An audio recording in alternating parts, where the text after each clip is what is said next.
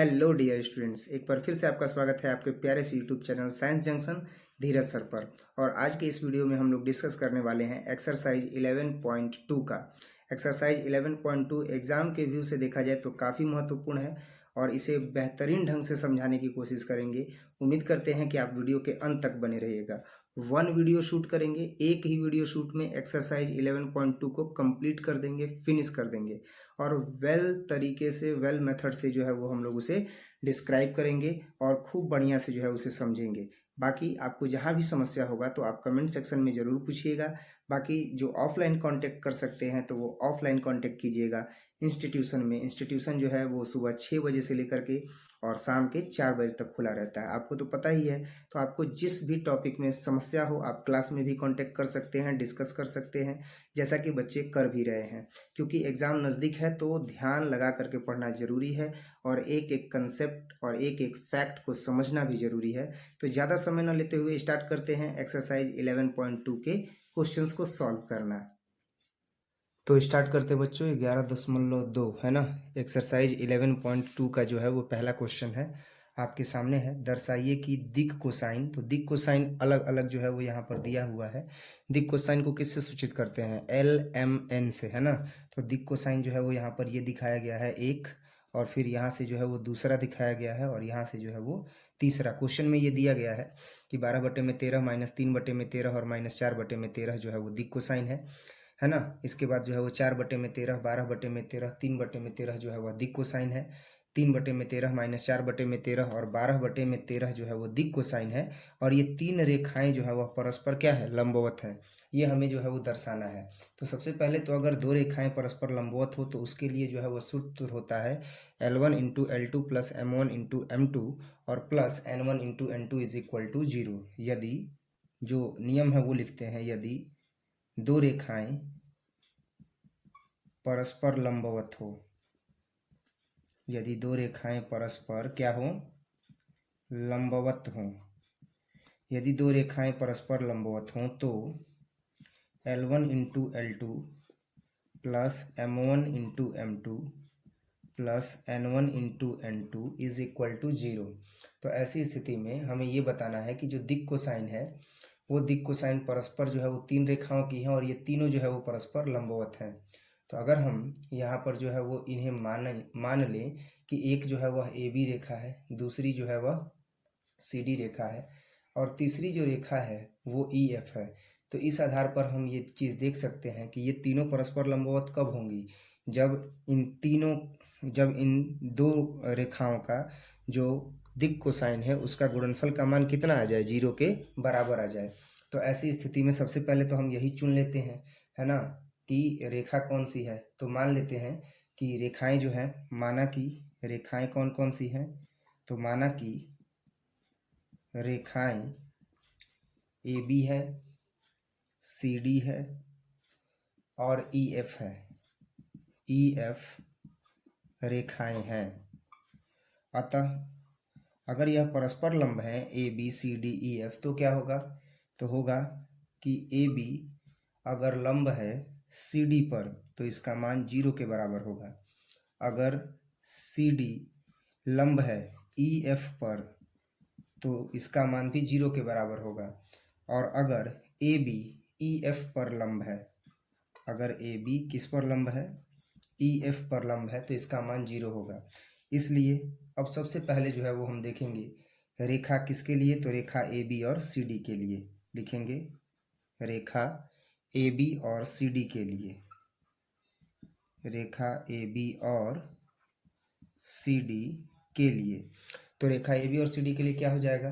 तो रेखा AB और CD के लिए L1 L2, तो देखिए ये जो पहला है वो AB के लिए हो गया, ये जो CD है वो दूसरा है तो ये इसके लिए हो गया, EF जो है ये इसके लिए दिक् कोसाइन ये हो गया। तो यहीं से L1 L2 जो है वो चयन करेंगे। तो लिखेंगे कि चूंकि क्या होना चाहिए? तो L1 × L2 M1 × M2 + N1 × N2 = 0। तो इसलिए अब अगर हम L1 का मान चुने तो क्या हो जाएगा? तो L1 का मान अगर चुनेंगे रेखा किसके लिए? AB और CD के लिए, AB और CD के लिए, तो हमें मिलेगा 12/13 और गुणे 4/13। कैसे? तो आप देखिए, अब इसके लिए अगर देखा जाए तो क्या हो गया, ये हो गया रेखा ए बी का और ये हो गया रेखा सी डी का। तो अब इसके लिए L1 का काम 12/13 कर रहा है, तो L2 का काम 4/13 कर रहा है। जोड़ M1 का काम क्या कर रहा है, तो -3/13 और गुणे M2 का काम क्या कर रहा है, तो 12/13। तो लिखेंगे 12/13 प्लस N1 का काम क्या कर रहा है, तो -4/13 और गुणे N2 का काम क्या कर रहा है, 3/13। इसका जो सॉल्यूशन है वो कितना आना चाहिए, 0। अगर 0 आ गया तो ऐसी स्थिति में ये LHS में जो है वो वैल्यू हमने रखा है, अगर आ गया तो परस्पर ये लंब है, अगर नहीं आया तो ये लंब नहीं है। तो इस स्थिति से जो है वो हम देख सकते हैं कि हमें जो है वो मान क्या मिल रहा है। तो अगर देखें तो अब जो है वो समझ में आता है कि इसका मान क्या होगा। अब वो जो है हम कैसे निकालेंगे मान, ये देखते हैं। बीच में चमक ही रहा है ना, ठीक है। तो देखते हैं कि अब इसका जो है वो मान क्या आता है। तो 12 चौक 48/13 और जोड़ 12 तिहाई 36, तो प्लस माइनस कितना हो जाएगा, -36 और 13 का गुणा करेंगे तो 169 और प्लस माइनस माइनस 12/169। तो अब जोड़ा जाए तो एलसीएम जो है वो 169 होगा, 48 सेम टू सेम और ये भी तो सेम टू सेम रहेगा। तो 6 और 2 कितना हो गया, 6 2 8 हो गया, 6 और 2 8, 3 और 1 4। तो 48 से 48 गया तो 0/169, तो मान कितना आ गया, 0। अतः हम कह सकते हैं कि रेखा, कौन सी रेखा, तो रेखा ए बी एवं सी डी परस्पर क्या है, लंब है। तो अभी तो हमने रेखा ए बी और सी डी को कहा ना कि परस्पर लंब है। अब जो है वो हम क्या देखेंगे, तो अब हम देखेंगे कि रेखा सी डी और ई एफ जो है वो क्या है, लंब है। तो लिखेंगे रेखा, क्योंकि हमने क्या माना है, अब सी डी और ई एफ ये ना है, क्रम से ये लंब है। तो एक रेखा जो है वो A B C D E F, 3 हो गया ना ये रेखा A B C D E F. तो ए बी और सी डी परस्पर लंब है, साबित कर दिया। अब सी डी और ई एफ के लिए, रेखा सी डी और ई एफ के लिए और ई एफ के लिए, तो सी डी के लिए ये हो गया और ई एफ के लिए ये हो गया, है ना। तो अब इसी का जो है वो चयन करेंगे। तो ऐसी स्थिति में भी फिर यही फॉर्मूला होगा, क्या होगा, L1 into L2 plus M1 into M2 plus N1 into N2 is equal to 0। तो इसका LHS ले लेंगे और LHS क्या है, सी डी और ई एफ के लिए तो यही ना है, 4/13 3/13। तो ये हो जाएगा 4/13 3/13 जोड़ M1 M2 12/13 माइनस 4/13 12/13 माइनस 4/13। इसके बाद 3/13 और 12/13, तो 3/13 और 12/13। तो LHS बराबर क्या हो जाएगा, 4×12/169 प्लस माइनस माइनस 12 चौक 48/169 12 तिहाई 36/169। अब अगर इसे हल कर देंगे तो 48 36 और 12 48 हो जाएगा और घटाव 48 और बटे में 169। तो LHS बराबर कितना हो जाएगा, तो LHS बराबर हो जाएगा 48 में से 48 गया 0, अब बटे में 169। तो टोटल जो वैल्यू है वो आ गया 0। तो लिखेंगे इसलिए अब जो ये रेखा दी गई है ये रेखा परस्पर क्या है, लंब है। लिखेंगे इसलिए रेखा जो हमने माना है ए बी एवं सी डी परस्पर क्या है, लंब है। क्लियर है। अब इसके बाद जो है वो देखो ए बी और सी डी परस्पर लंब हो गया, सी डी और ई एफ परस्पर लंब हो गया। तो अब लेंगे रेखा ए बी और ई एफ कि ये परस्पर लंब है या नहीं है। तो लिखेंगे इसलिए रेखा ए बी एवं अब कौन सा है, ई एफ के लिए देखते हैं इसके लिए क्या होता है। तो ए बी के लिए अब ये लेंगे जो दिया गया है दिक् कोसाइन LMN, और जो ई एफ रेखा है उसके लिए ये लेंगे, थर्ड वाला लेंगे, है ना।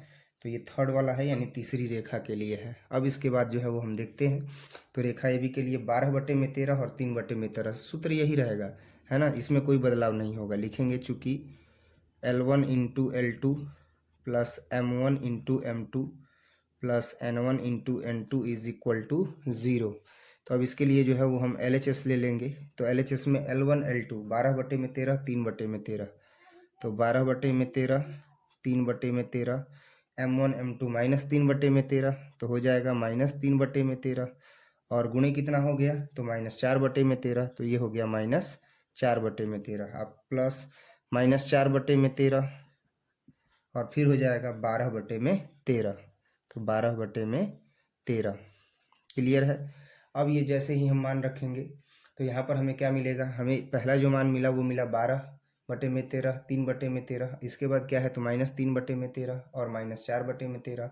इसके बाद -4/13 और 12/13। अब इसका अगर हम गुणा कर देंगे तो 12 तिहाई 36 और बटे में 169, माइनस माइनस प्लस 4 तिहाई 12 बटे में 169, प्लस माइनस माइनस 12 चौक 48 और बटे में 169। अगर हम जोड़ देंगे तो ये हो जाएगा 48 और ये माइनस 48 और बटे में 169, तो 0/169 बराबर 0। इसका मतलब ये हुआ कि ये भी परस्पर क्या है, लंब है। तो लिखेंगे कि अतः रेखा AB और EF भी परस्पर लंब है। अतः रेखा, कौन सी रेखा, तो AB एवं EF परस्पर क्या है, लंब है। रेखा AB एवं EF परस्पर लंबवत है, परस्पर लंबवत है। और इस प्रकार से हमने इसे क्या कर दिया, सत्यापित कर दिया कि ये जो दिक् कोसाइन दिया गया था तीन रेखाओं के लिए, ये तीनों के तीनों जो है वो परस्पर लंबवत है। अब इसके बाद जो है वो हम देखेंगे प्रश्न संख्या 2। तो देखते हैं बच्चों दूसरा क्वेश्चन। और दूसरे क्वेश्चन में जो है वो दिया गया है कि दर्शाइए कि बिंदुओं 1 -1 2 एवं 3 4 -2 से होकर जाने वाली रेखा बिंदुओं 0 3 2 और 3 5 6 से जाने वाली रेखा पर लंब है। तो जब कभी भी अगर बिंदु रूप में अगर रेखाओं का जिक्र किया गया हो तो इसके लिए जो है वो परस्पर लंबवत होने का जो कंडीशन होता है वो होता है A1 A2 plus B1 B2 plus C1 C2 is equal to 0, जहाँ ABC जो है वो दिक् अनुपात है। क्या है बच्चों, जहाँ ABC क्रमशः दिक् अनुपात है। तो A1 B1 C1 प्रथम रेखा का दिक् अनुपात है और A2 B2 C2 जो है वो द्वितीयक रेखा का जो है वो दिक् अनुपात है। तो सबसे पहले प्रथम रेखा के लिए बिंदु दिया गया है ये, तो इसका हम दिक् अनुपात निकालेंगे। तो लिखेंगे माना कि प्रथम रेखा, कोई रेखा मान लेते हैं, प्रथम रेखा AB के लिए, माना कि प्रथम रेखा किसके लिए, AB के लिए। तो A का क्या हो जाएगा, 1 -1 2, ये नियामक हो गया इसका। इसके बाद अगर B का नियामक देखें तो क्या होगा, B का नियामक होगा 3 4 -2। इसलिए अगर हम इसका दिक् अनुपात निकालें तो क्या होगा, AB रेखा का दिक् अनुपात। तो इसका अगर हम दिक् अनुपात निकालेंगे तो इसका दिक् अनुपात हो जाएगा, दिक् अनुपात, अब A1 का जिक्र करेंगे ना क्योंकि पहली रेखा है। तो A1 के लिए क्या हो जाएगा 3 - 1 इज इक्वल टू 2। A2 का A1 के बाद जो है वो, अब अगर हम जिक्र करेंगे किसका, तो A1 के बाद जो है वो हम जिक्र करेंगे अब किसका, B1 का। तो अगर B1 का मान निकालेंगे तो क्या होगा, तो 4 - 1, B1 बराबर 4 घटाव 1, तो हो जाएगा 4 + 1 और बराबर 5। अगर C1 का जिक्र करेंगे तो -2 और -2 इज इक्वल टू -4। तो A1 B1 C1 निकल गया। पुनः अब अन्य जो रेखा है उसके लिए पुनः दूसरी रेखा, अब मान लेते हैं कि दूसरी रेखा जो है ये AB है, तो वो जो है वो C और D है। दूसरी रेखा CD के लिए, किसके लिए, CD के लिए। तो दूसरी रेखा CD के लिए क्या हो जाएगा, अब ये रहा C और ये रहा D। तो अब C का नियामक लिख देते हैं। C का नियामक है 0 3 2, तथा जो D का नियामक है वो D का नियामक है 3 5 6। तो अब जो अगर अगर हम CD रेखा का अगर दिक् अनुपात निकालेंगे तो क्या होगा, CD रेखा का दिक् अनुपात, तो CD रेखा का दिक् अनुपात जो है वो होगा अब A2, तो 3 - 0 बराबर 3। इसके बाद B2 तो 5 घटाओ 3 बराबर 2। इसके बाद है C2 तो 6 घटाओ 2 और बराबर 4। तो ये परस्पर लंब कब होगा? जब A1 A2 plus B1 B2 और प्लस C1 C2 बराबर कितना आ जाए? 0। चूंकि बिंदु रूप में जब रेखा दिया रहेगा तो ये कंडीशन फॉलो करना चाहिए। फॉलो करेगा तो वह क्या होगा? लंब होगा, नहीं तो वह लंब नहीं होगा। तो अब हम यहाँ पर लिखेंगे कि चूंकि दोनों रेखाएं परस्पर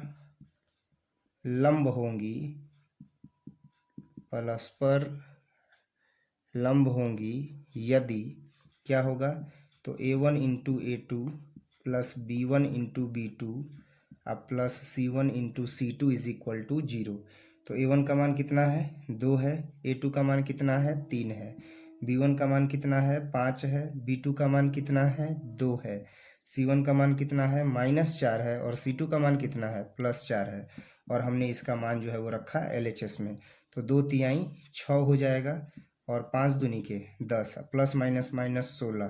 तो 16 घटाओ 16 बराबर कितना आ गया? 0 आ गया। तो इसका मतलब हम लेके चले LHS और आ क्या गया? RHS। तो लिखेंगे कि अतः रेखा AB और CD परस्पर लंब है।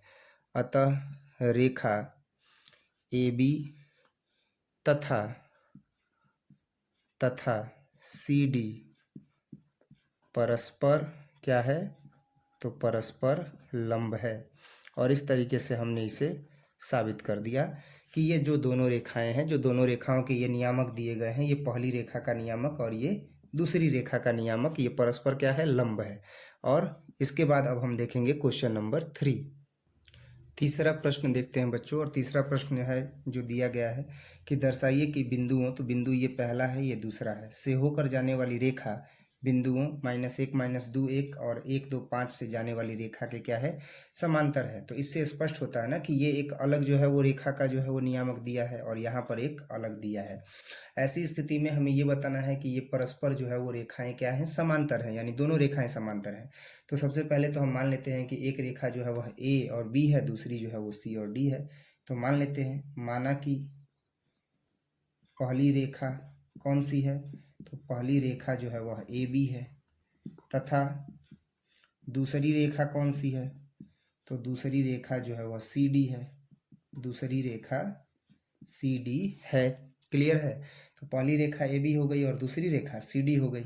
तो इसलिए अब अगर पहली रेखा के लिए देखा जाए तो इसलिए पहली रेखा के लिए, तो पहली रेखा कौन है? AB है।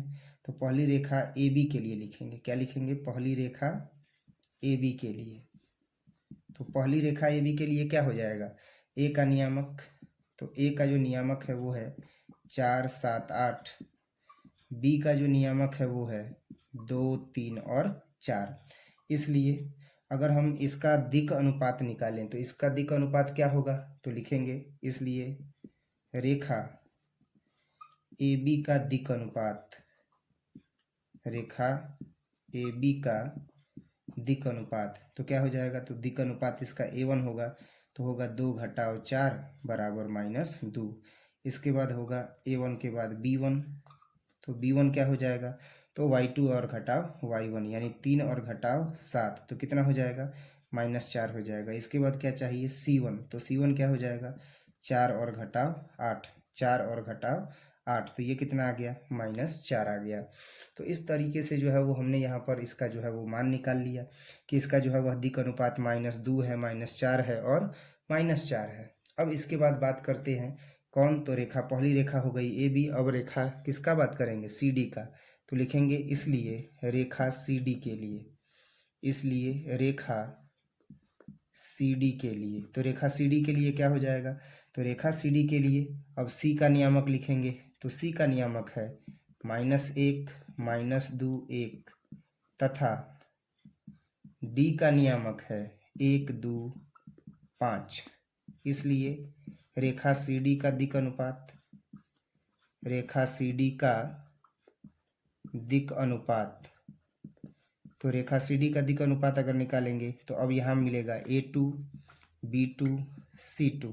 तो A2 का मान तो 1 घटाव 1 तो 1 जोड़ 1 बराबर 2। इसके बाद क्या है 2 घटाव 2 तो होगा 2 और जोड़ 2 बराबर 4। इसके बाद क्या है तो 5 घटाव 1 और बराबर 4। इस स्थिति में हम क्या देखते हैं कि हमें दिक् अनुपात मिला A2 B2 और C2 का मान। इस स्थिति में मिला A1 B1 C1 का मान, ये भी दिक् अनुपात है। ये रेखा AB का दिक् अनुपात है, ये रेखा CD का दिक् अनुपात है। लेकिन ये दोनों ही रेखाएं परस्पर समांतर कब होंगी? जब A1/A2 is equal to B1/B2 is equal to C1/C2 हो। तो लिखेंगे कि इसलिए रेखाएं परस्पर समांतर होंगी, रेखाएं परस्पर क्या होंगी बच्चों? समांतर होंगी। रेखाएं परस्पर समांतर होंगी यदि A1/A2 is equal to B1/B2 is equal to C1/C2 हो। तो इसलिए A1/A2 का मान तो -2 बटे में +2, B1/B2 का मान तो -4 बटे में, B2 का मान कितना है 4 है, C1/C2 तो -4 बटे में 4 कट जाएगा और सबका मान कितना आ गया तो -1 और बराबर -1। इसका मतलब हुआ कि A1/A2 और B1/B2 और C1/C2 का मान आपस में क्या है? बराबर है। तो लिखेंगे कि अतः रेखाएं, तो कौन सी रेखाएं? तो लिखेंगे अतः रेखाएं AB एवं CD परस्पर क्या है? समांतर है। परस्पर क्या है? समांतर है। और इस तरीके से हमने ये भी जो है वह साबित कर दिया कि रेखाएं परस्पर क्या है? समांतर हैं। और इस प्रकार से हमने देखा कि वर्ग 3 का जो है वो सॉल्यूशन कंप्लीट हुआ। अब हम देखेंगे वर्ग 3 कह रहे हैं, अब हम देखेंगे कि क्वेश्चन नंबर 3 का जो है वो सॉल्यूशन कंप्लीट हो गया। तो अब जो है वो हम देखेंगे क्वेश्चन नंबर 4 का सॉल्यूशन। तो देखते हैं क्वेश्चन नंबर 4। क्वेश्चन नंबर 4 देखते हैं बच्चों। और क्वेश्चन नंबर 4 में जो है वो दिया गया है कि बिंदु 1 2 3 से गुजरने वाली रेखा का समीकरण ज्ञात कीजिए जो सदिश 3i जोड़ 2j घटाव 2k के समांतर है। यानी कि इस बिंदु से गुजरने वाली रेखा का समीकरण ज्ञात करना है जो इस सदिश के क्या है? समांतर है। तो इसके लिए सबसे पहले जो बिंदु दिया गया है उसको हम मान लेते हैं। माना कि ए का नियामक मानेंगे तो हो जाएगा 1 2 और 3। और इस आधार पर अगर हम इसका सदिश निकालेंगे तो वेक्टर ए बराबर कितना हो जाएगा? आई हो जाएगा जोड़ 2j हो जाएगा और जोड़ कितना हो जाएगा? 3k हो जाएगा। अब इसके बाद जो है अगर हम b का नियामक निकालेंगे तो b का नियामक क्या है? तो मान लिया जाए कि यही जो है वह b है। तो b का नियामक नहीं निकालेंगे, जो दिया है वही। अगर नियामक निकालेंगे तो 3 2 -2 हो जाएगा, ये आपको भी पता है। तो इसलिए अगर b हम वेक्टर देखते हैं तो ये जो है वो है 3i और जोड़ 2j और घटाव 2k। अब a और b मिल गया तो हमें क्या चाहिए? रेखा AB का समीकरण ही चाहिए ना। तो लिखेंगे इसलिए रेखा AB का समीकरण, इसलिए रेखा AB का समीकरण। तो रेखा AB का समीकरण क्या हो जाएगा? रेखा AB का समीकरण हो जाएगा वेक्टर r बराबर vector a plus lambda vector b। तो वेक्टर r बराबर वेक्टर a का मान कितना है? तो वेक्टर a का मान यहाँ पर जो मिला है वो रखेंगे i जोड़ 2j और जोड़ 3k प्लस लेमडा। और b का मान कितना है? तो b का मान है 3i जोड़ 2j और घटाव 2k। तो ये जो मिला ना यही क्या हो गया? यही जो है वह सदिश के समांतर जो है वह रेखा का समीकरण है, जहाँ लेमडा जो होता है वह एक वास्तविक संख्या होता है। लिखेंगे जहाँ लेमडा एक कौन सी संख्या है? वास्तविक संख्या है। जहाँ लेमडा एक वास्तविक संख्या है। इस प्रकार से जो है वो हमने क्वेश्चन नंबर 4 को सॉल्व किया। क्वेश्चन नंबर 5 देखते हैं बच्चों। क्वेश्चन नंबर 5 में दिया गया है कि बिंदु जिसका स्थिति सदिश 2i - j और जोड़ 4k है से गुजरने एवं सदिश i जोड़ 2j और -k की दिशा में जाने वाली रेखा का सदिश एवं कार्तीय रूपों में समीकरण ज्ञात कीजिए। यानी एक बिंदु जो है वो यहाँ दिया गया है और जो इससे गुजरने वाला सदिश है वो है i जोड़ 2j घटाव k। तो इसी की दिशा में जाने वाली रेखा का सदिश और कार्तीय समीकरण जो है वो हमें ज्ञात करना है। तो सबसे पहले हम रेखा का अभिष्ट समीकरण जो है वो ज्ञात करें। रेखा का अभिष्ट समीकरण क्या होता है? तो वेक्टर r बराबर वेक्टर a और प्लस लेमडा वेक्टर b। इससे पहले हम a और b को मान लेते हैं। तो ये हो जाएगा a और ये हो जाएगा b। तो माना कि वेक्टर ए बराबर कितना हो जाएगा, तो वेक्टर ए बराबर 2i माइनस जे और जोड़ 4k, और वेक्टर बी बराबर क्या हो जाएगा, तो i जोड़ 2j घटाव k। अब ये जैसे ही मिला तो हम रेखा का जो है वो अभिष्ट समीकरण ज्ञात करेंगे, तो लिखेंगे इसलिए रेखा का अभिष्ट समीकरण। तो रेखा का अभिष्ट समीकरण क्या हो जाएगा, रेखा का अभिष्ट समीकरण हो जाएगा वेक्टर आर बराबर, यही फॉर्मूला लिखेंगे, वेक्टर ए और प्लस लेमडा वेक्टर बी। तो vector R is equal to vector A का मान 2i minus J plus 4k plus lambda, B का मान रख देंगे, तो बी का मान है i प्लस 2j और माइनस k। तो वेक्टर आर बराबर 2 और ये 1 है ना, तो हो जाएगा 2 और जोड़ 1, तो 2 और 1 कितना हो जाएगा, 3 होगा कि नहीं होगा। अब इसका जो है वो हम क्या करेंगे, तो गुणा करेंगे। यह सिंपल सा एक चीज़ देखिए कि लेमडा का जो है वो गुणा इसमें है ना, तो ये क्या हो जाएगा 2 जोड़ लेमडा इंटू आई कैप, माइनस है ना, तो हो जाएगा यहाँ पर क्या, तो यहाँ पर हो जाएगा प्लस, अब माइनस है तो -1 प्लस 2 लेमडा जे कैप प्लस 4 माइनस लेमडा और हो गया के कैप।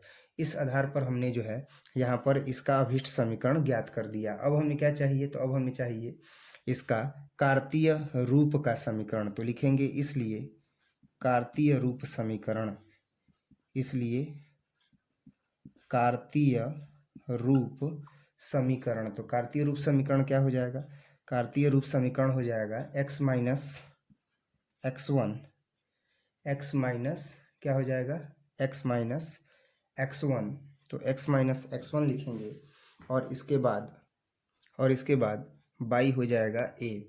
इसके बाद क्या होगा, तो y माइनस y1 और बाई b और z minus z1 by c। अब हम इसका मान रखेंगे और इसका मान रखेंगे और देखेंगे कि इसका मान जो है वो कितना आता है। तो x माइनस x1 करेंगे तो क्या हो जाएगा, हो जाएगा x माइनस x1 करेंगे तो हो जाएगा x माइनस x1 का काम क्या कर रहा है, यही ना जो पहला है इसी से ना बिंदु निकलेगा, तो 2 माइनस 1 और क्या निकल जाएगा 4, और इसके बाद ए बी सी का चयन करेंगे तो ये दूसरे वाले से करेंगे तो हो जाएगा 1 2 और -1, इसी का चयन करेंगे तो x माइनस x1, तो x1 का काम कर रहा है 2, तो लिखेंगे x घटाओ 2 अब बटे में 1 बराबर y माइनस y1, तो y1 का काम क्या कर रहा है -1, तो माइनस माइनस प्लस, अब b का काम क्या कर रहा है 2, z माइनस z1, तो z1 का काम क्या कर रहा है यहाँ पर, तो z1 का जो काम कर रहा है वो कर रहा है 4, तो हो जाएगा z घटाओ 4, और c का काम क्या कर रहा है -1। और इस तरीके से जो है वो हम लोगों ने इसका नियामक का भी अर्थात इसके कार्तीय समीकरण का मान भी ज्ञात कर लिया है, जहां हमने सदिश ए से इसका क्या ज्ञात कर लिया, नियामक ज्ञात कर लिया।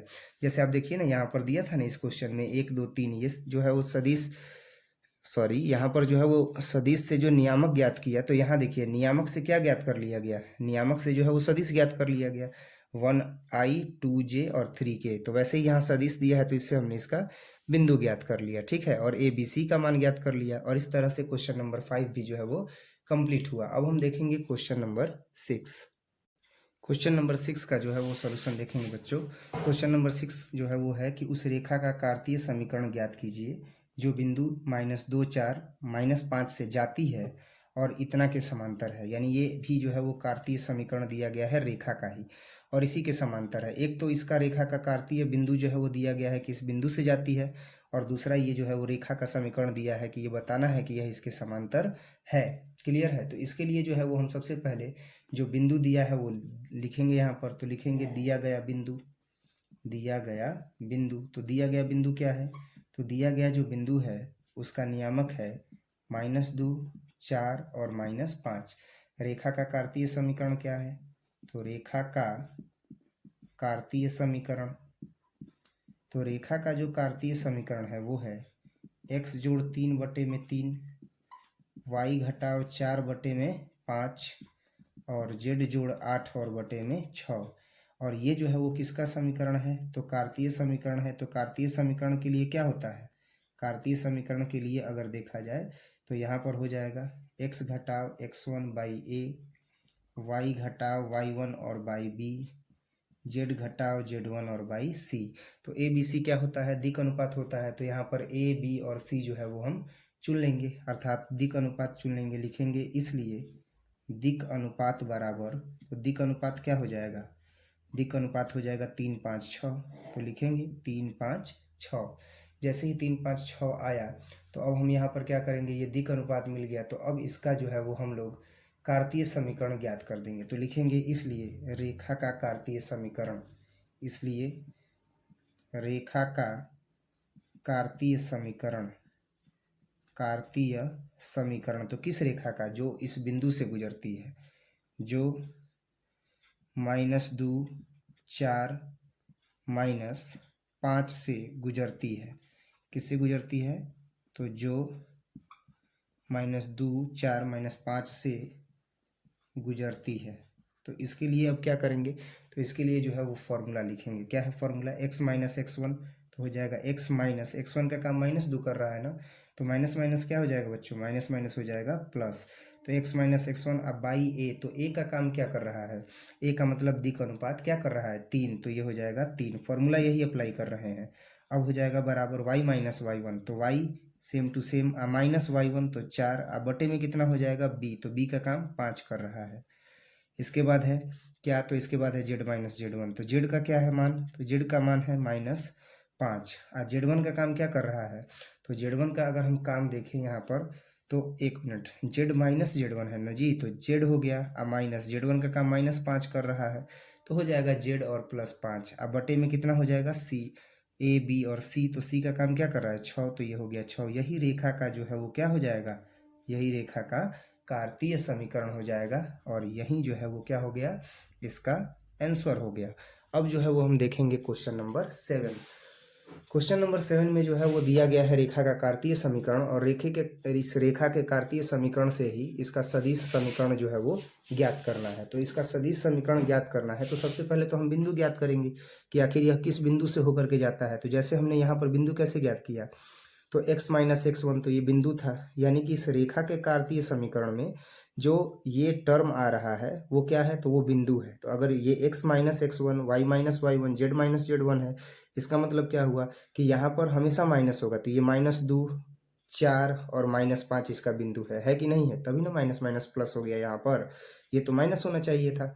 तो अब जो है हम इसका भी जो है वह बिंदु ज्ञात करेंगे 7 नंबर क्वेश्चन का, और इसके बाद जो है इसका ए बी ज्ञात करके और इसका जो है वो सदिश समीकरण ज्ञात करेंगे। तो लिखेंगे तो सबसे पहले जो है वो रेखा का सदिश समीकरण, तो लिखेंगे रेखा का सदिश समीकरण, रेखा का सदिश समीकरण। तो रेखा का सदिश समीकरण जब देखते हैं तो क्या पता चलता है, रेखा का जब सदिश समीकरण देखते हैं तो पता चलता है कि x माइनस 5 बटा में 3 है, और y और जोड़ 4 बटे में 7 है, और z घटाव 6 और बटे में 2 है। अतः इससे ये पता चलता है कि a का मान 3 है, b का मान 7 है और c का मान 2 है। अतः दिक् अनुपात कितना हो गया, तो ए बी सी को ही ना दिक् अनुपात कहते हैं। तो दिक् अनुपात इसका हो गया 3 7 2। अब जैसे ही दिक् अनुपात मिल गया, तो दिक् अनुपात मिल जाने के बाद जो है वो अब हम बिंदु ज्ञात करेंगे। तो इसी से बिंदु ज्ञात करेंगे, लिखेंगे इसलिए अभिष्ट बिंदु। तो अभिष्ट बिंदु क्या हो जाएगा, तो अभिष्ट बिंदु इसका हो जाएगा, ये -5 है यानी +5, और ये माइनस होना चाहिए ना, जैसे x minus x1 by A, Y minus y1 by B, Z minus z1 by C. तो यहाँ पर क्या है प्लस है, तो y माइनस y1 यानी ये हो जाएगा कितना 4 है, तो ये हो गया -4, और ये 6 है तो 6। ये इसका अभिष्ट बिंदु हो गया, 5 -4 और 6। जैसे ही ये मिल गया तो अब तो हम इसका समीकरण निकालेंगे ना, यानी वो समीकरण किस रूप में होगा, तो सदिश समीकरण के रूप में होगा, यानी सदिश होगा। तो इसलिए a बराबर अब ये क्या हो जाएगा 5i -4j, और जोड़ कितना हो गया 6k हो गया। तो जैसे ही ये मान मिला तो अब b का मान निकालेंगे जो दिक् अनुपात से है। दिक् अनुपात कितना है, 3 है, 7 है, 2 है। तो अब इससे हम निकालेंगे क्या b। तो एक दूसरा जो है वो हम निकालेंगे, क्योंकि हमें क्या चाहिए, हमें सदिश समीकरण चाहिए रेखा का। तो रेखा का सदिश समीकरण क्या होता है, तो वेक्टर r बराबर a plus lambda vector b। तो a का तो मान मिल गया, अब b का मान क्या होगा, तो b का मान होगा 3i जोड़ 7j और जोड़ 2k। इसलिए रेखा का सदिश समीकरण ए बी मिल गया। तो अब रेखा का जो है वो सदिश समीकरण देखेंगे। तो रेखा का सदिश समीकरण क्या हो जाएगा, वेक्टर आर बराबर हो जाएगा वेक्टर ए और प्लस लेमडा वेक्टर बी। तो वेक्टर आर बराबर वेक्टर ए का मान रखेंगे तो हो जाएगा 5i माइनस 4j और जोड़ 6k।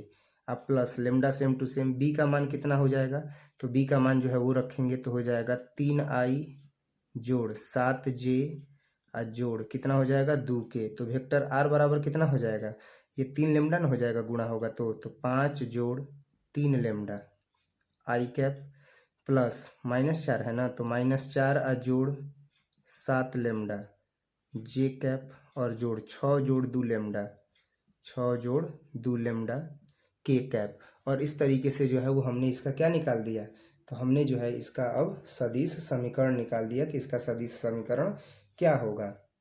ठीक है, तो यह जो है इसका क्या हो गया, यह जो है इसका आंसर हो गया। यह इसका आंसर यहाँ पर भी हो जाएगा जहाँ लेमडा इनटू में है। क्लियर है ना। तो क्वेश्चन नंबर 7 भी बन गया। अब हम देखेंगे क्वेश्चन नंबर 8।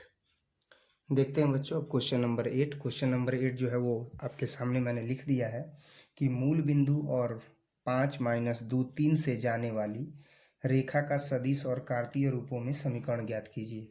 तो मूल बिंदु का नियामक क्या होगा, सबसे पहले ये बताइए। तो मूल बिंदु का नियामक ये आपको पता है कि होता है 0 0 और 0। और इसके बाद इस बिंदु से जाने वाली रेखा का समीकरण चाहिए ना। तो ये जो है वो मूल बिंदु जो है वो तो 0 का नियामक हो गया, इसको मान लेते हैं ए। तो ए का नियामक कितना हो गया, 5 हो गया, -2 हो गया और कितना हो गया, 3 हो गया। इस आधार पर अब हम अगर दिक् अनुपात निकालें तो क्या होगा, ये ओ ए हो गया ना, तो लिखेंगे रेखा ओ ए, रेखा क्या हो जाएगा, रेखा ओ ए का दिक् अनुपात।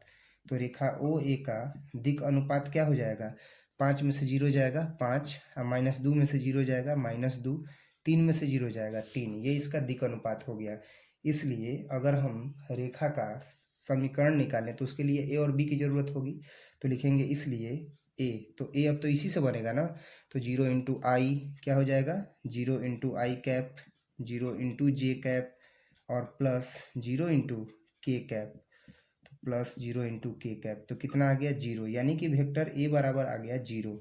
और वेक्टर बी का मान देखें तो इससे बनेगा दिक् अनुपात से, तो हो जाएगा 5i -2j और जोड़ 3k। जैसे ही ये मान आया तो अब हम रेखा का सदिश समीकरण निकाल सकते हैं। तो लिखेंगे इसलिए रेखा का सदिश समीकरण।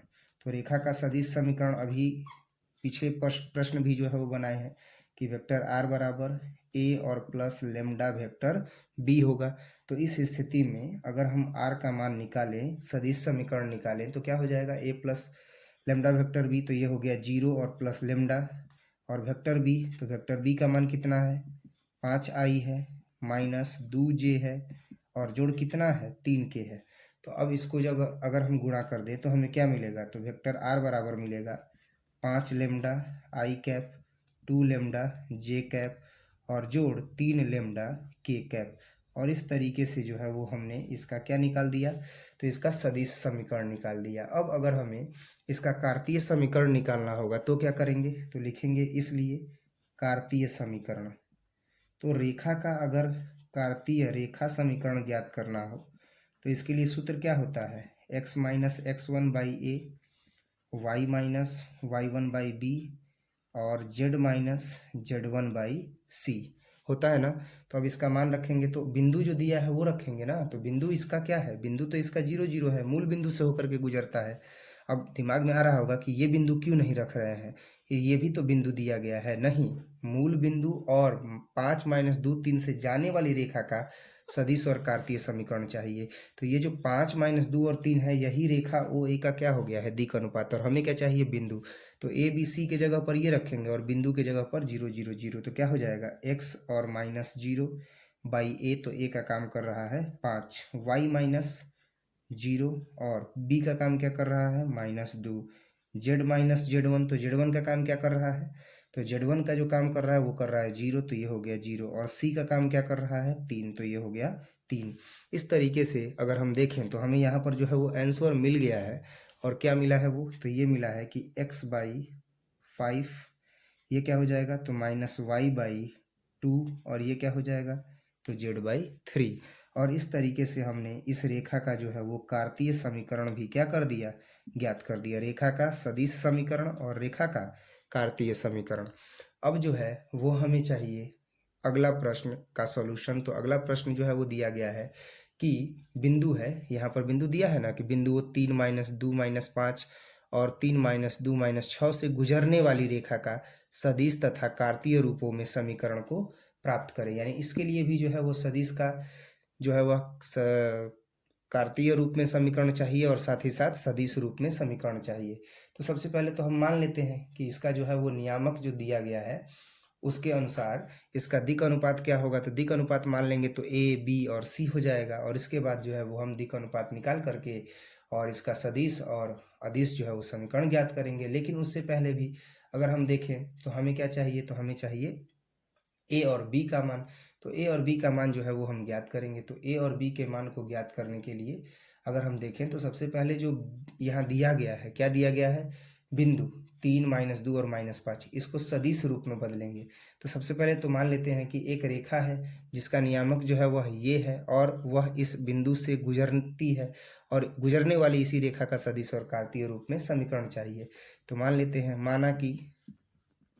माना कि रेखा बिंदु या माना कि रेखा, हाँ रेखा बिंदु ही बोलेंगे इसको।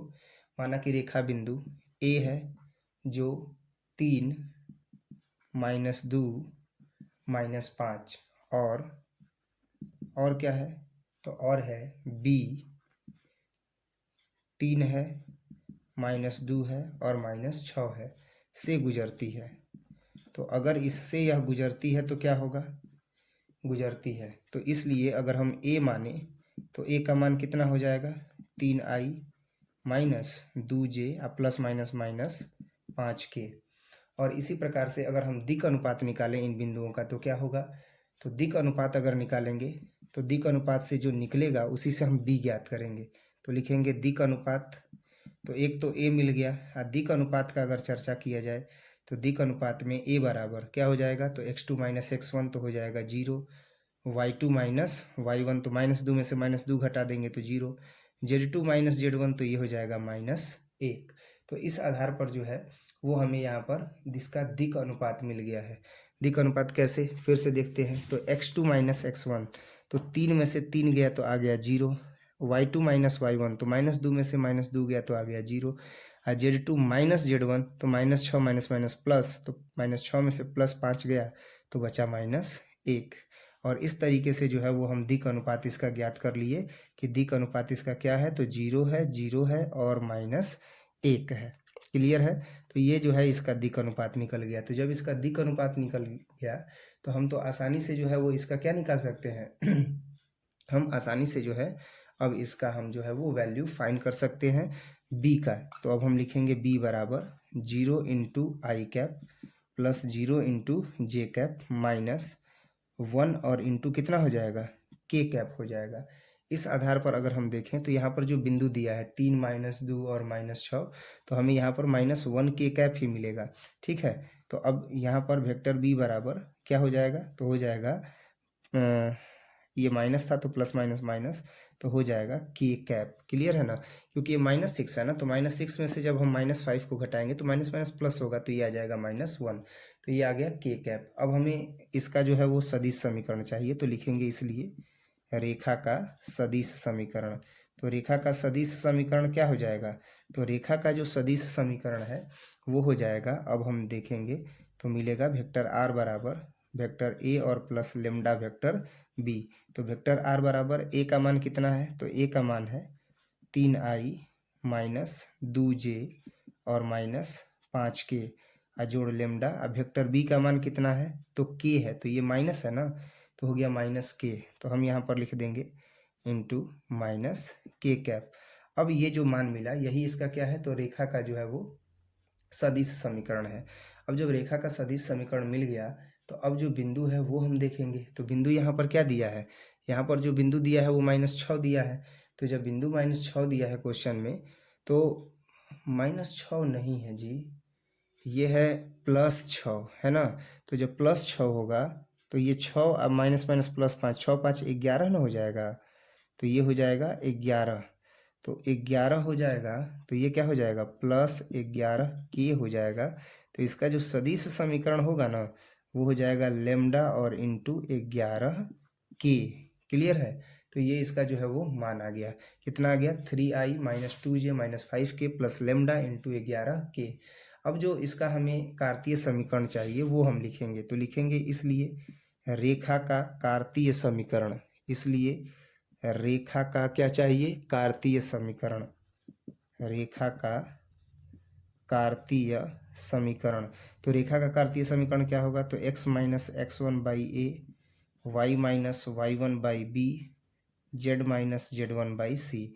तो x माइनस x1, तो x1 का काम क्या कर रहा है, x1 का काम जो है वो कर रहा है ये बिंदु 3 है ना। तो अब हम लिखेंगे यहाँ पर 3 बाई a, तो a का काम क्या कर रहा है यहाँ पर 0, तो ये हो जाएगा 0। y माइनस y1, तो y1 का काम कर रहा है -2, तो माइनस और माइनस कितना हो जाएगा +2। और b का काम क्या कर रहा है 0, तो लिखेंगे 0। z माइनस z1 का काम क्या कर रहा है -5, तो माइनस माइनस +5। और c, तो c का मान कितना है, तो c का मान जो है यहाँ पर है 11, तो हम लिखेंगे 11। और इस प्रकार से हमने जो है इस रेखा का क्या निकाल दिया, तो इस रेखा का जो है वो हमने कार्तीय समीकरण निकाल दिया। और हमने जो है वो क्वेश्चन नंबर 9 को भी सॉल्व कर दिया। अब हम देखेंगे क्वेश्चन नंबर 10। 10 नंबर क्वेश्चन देखते हैं बच्चों। 10 नंबर क्वेश्चन में निम्नलिखित रेखा युग्मों के बीच का कोण ज्ञात करना है। तो रेखा युग्म कौन सा है, रेखा युग्म में जो है वो एक ये है और एक ये है, यानी ये जो दो है, ये दो क्या है, तो ये दो रेखाएं हैं और इन दो रेखाओं का जो है वो बीच का कोण हमें ज्ञात करना है। तो पहली रेखा का जो है वो यहाँ पर मान दिया गया है ये। तो अगर हम इसे हल करें तो हल करने के दौरान हम क्या पाते हैं कि चूंकि हम जानते हैं कि रेखा का जो समीकरण होता है वो क्या होता है, तो हम जानते हैं कि वेक्टर r बराबर वेक्टर a और प्लस लेमडा वेक्टर b होता है। इससे यह स्पष्ट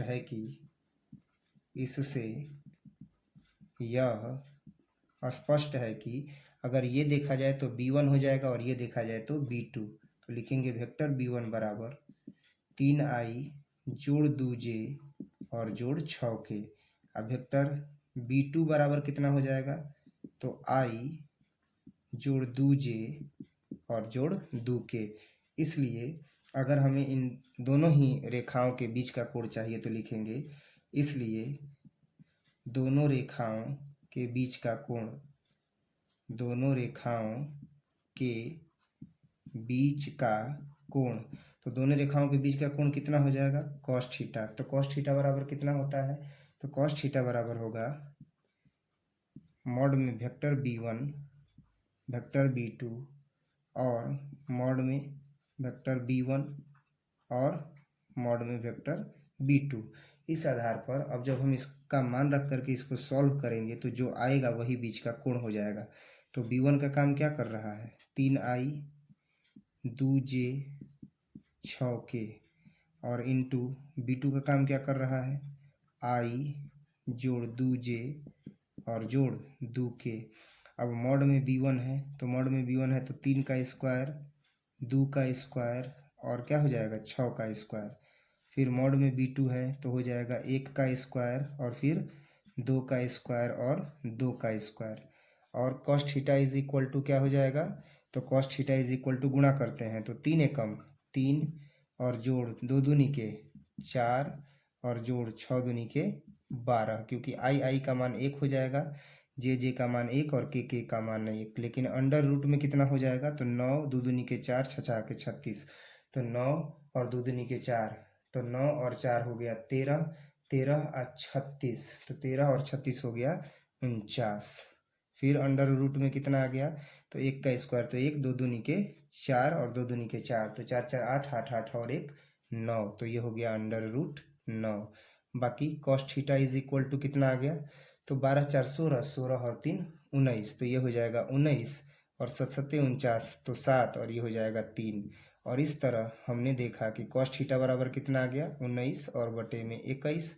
तो हमें बीच का कोण चाहिए तो थीटा इज इक्वल टू हो जाएगा cos इनवर्स 19 और बटे में 21। और इस तरीके से हमने इसे यहाँ पर प्राप्त कर लिया कि इसके बीच का कोण कितना हो गया, तो 19 बटा में 21। अब 10 नंबर में ही एक दूसरा जो है वो दिया गया है और जो दूसरा दिया गया है वो क्या है, तो वो है कि वेक्टर आर बराबर कितना है, तो वेक्टर आर बराबर 3i है जोड़ j है और घटाव 2k है और प्लस लेमडा इंटू कितना है, तो i minus J minus 2k, i minus J और माइनस 2k। इसी प्रकार से एक दूसरा जो दिया गया है समीकरण वो क्या है, तो वो है 2i minus J minus 56k plus, अब यहाँ पर क्या है, दूसरी रेखा का समीकरण है तो म्यू है 3i माइनस 5j, 3i और माइनस 5j, अब माइनस कितना हो गया 4k। अब जो है इसे हल करना है, तो इसके अकॉर्डिंग भी अगर देखा जाए तो जो रेखा का समीकरण है, जो सदिश समीकरण है वो क्या है, तो जो सदिश समीकरण है वो है वेक्टर आर बराबर वेक्टर ए और प्लस लेमडा वेक्टर बी। तो ये तो बी हो गया, ये भी बी हो गया, क्योंकि ये ए हो जाएगा ना, तो ये बी हो गया लेमडा वेक्टर बी। तो लेमडा और ये किसका काम कर रहा है, बी का, तो लिखेंगे इसलिए वेक्टर बी। तो वेक्टर बी तो एक हो गया ना ये, तो बी वन, तो बी वन बराबर कितना है, बी वन बराबर है आई माइनस जे और माइनस 2k। और बी टू बराबर कितना है, तो बी टू बराबर हो जाएगा 3i minus 5j minus 4k। अब इसके बाद जो है हम इसका मान जो है वो निकालेंगे। तो बी वन बी टू जैसे ही मिल गया तो लिखेंगे इसलिए दोनों रेखाओं के बीच का कोण, दोनों रेखाओं के बीच का कोण, तो दोनों रेखाओं के बीच का कोण कितना हो जाएगा, तो हो जाएगा cos theta is equal to b1 और b2 बाई मॉड में वेक्टर b1 और मॉड में वेक्टर b2।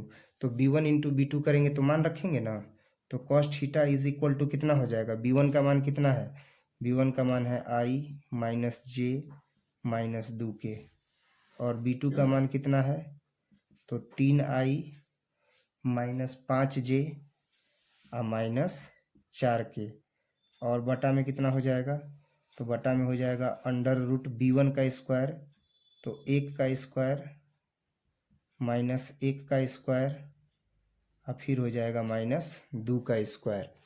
इसके बाद अगला जो है वो देखेंगे टर्म, तो अगले टर्म में क्या होगा, अगले टर्म में b2, तो 3i, तो ये हो गया 3 का स्क्वायर और जोड़ माइनस 5 का स्क्वायर और जोड़ हो जाएगा माइनस 4 का स्क्वायर।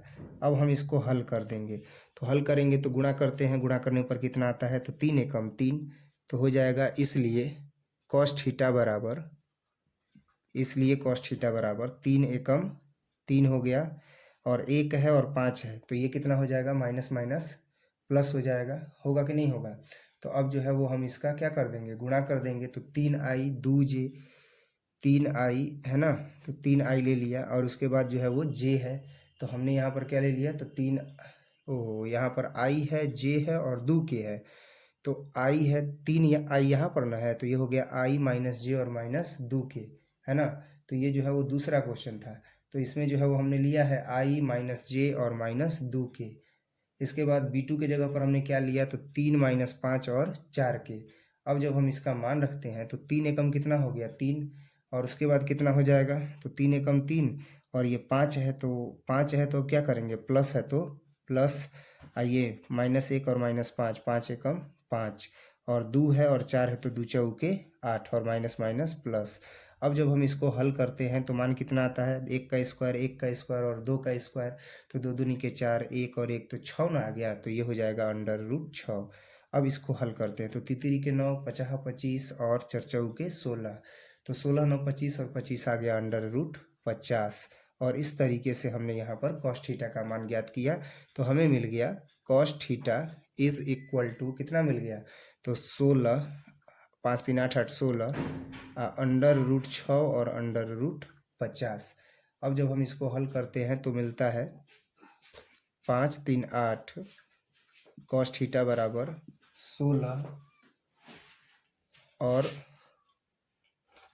और बटा में हो जाएगा 6 को क्या लिखेंगे, अंडर रूट 2 और अंडर रूट 3 और 50 को क्या लिख सकते हैं, तो 50 को लिख सकते हैं कि 25 दूनी 50, तो अंडर रूट 2 और अंडर रूट 25 हो जाएगा कि नहीं हो जाएगा। और जो 16 है वो सेम टू सेम रखेंगे। तो अब इसके लिए हम क्या कर सकते हैं, अब cos theta is equal to जो वैल्यू आएगा वो हो जाएगा 16, तो हम लिखेंगे 16 भाई, सेम टू सेम। और ये जब बाहर आएगा तो ये तो दूना हो जाएगा, और 25 तिहाई कितना हो जाएगा, 75 हो जाएगा, होगा कि नहीं होगा। तो जब 25 तिहाई 75 होगा, तो अगर हम देखें तो इसका मान क्या हो गया, इसके बदले में तो 2 बाहर आ गया, ये बचा √3 और ये बचा 25, यही ना बचा है।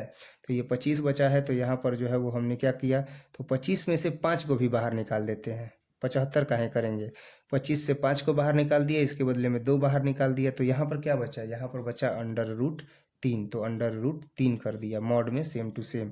तो 2 8 कितना हो गया 16, तो कॉस थीटा बराबर कितना आ गया, तो कॉस थीटा बराबर आ गया 2 8 16, तो 8 और बटे में हो जाएगा 5 √3। तो इसलिए अगर हम थीटा का मान निकालेंगे तो क्या हो जाएगा, तो थीटा बराबर हो जाएगा कॉस इन्वर्स 8 और बटे में 5 √3। तो यह जो है वह क्या हो जाएगा, तो यह जो है ये बीच का कोण हो जाएगा। और इस तरीके से हमने जो है वह क्वेश्चन नंबर 10 भी जो है वो सॉल्व कर लिया। अब हम देखेंगे क्वेश्चन नंबर 11, यानी क्वेश्चन नंबर जो है वो अब हम 11 देखेंगे कि क्वेश्चन नंबर 11 जो है वो क्या है। तो देखते हैं बच्चों 11 नंबर प्रश्न। 11 नंबर प्रश्न में दिया गया है कि निम्नलिखित रेखा युग्मों के बीच का कोण ज्ञात कीजिए। तो एक रेखा के लिए ये दिया गया है कार्तीय समीकरण, और दूसरी रेखा के लिए ये कार्तीय समीकरण। ये पहला क्वेश्चन है, प्रश्न संख्या 11 का पहला क्वेश्चन। फिर एक रेखा के लिए जो है वो ये दिया गया है कार्तीय समीकरण, और दूसरी रेखा के लिए ये कार्तीय समीकरण दिया गया है, और इन दोनों ही रेखाओं के बीच का कोण ज्ञात करना है। तो दोनों ही रेखाओं के बीच का कोण जब कार्तीय रूप में अगर समीकरण दिया हो तो उसका सूत्र जो होता है वो होता है cos थीटा बराबर a1 a2 plus b1 b2 plus c1 c2 by under root a1 का स्क्वायर प्लस b1 का स्क्वायर प्लस c1 का square into under root a2 का स्क्वायर प्लस b2 का स्क्वायर और प्लस c2 का square. कहने का मतलब कि अगर दो रेखाओं के बीच का कोण निकालना हो, लिखेंगे दो रेखाओं के बीच का कोण, दो रेखाओं के बीच का कोण।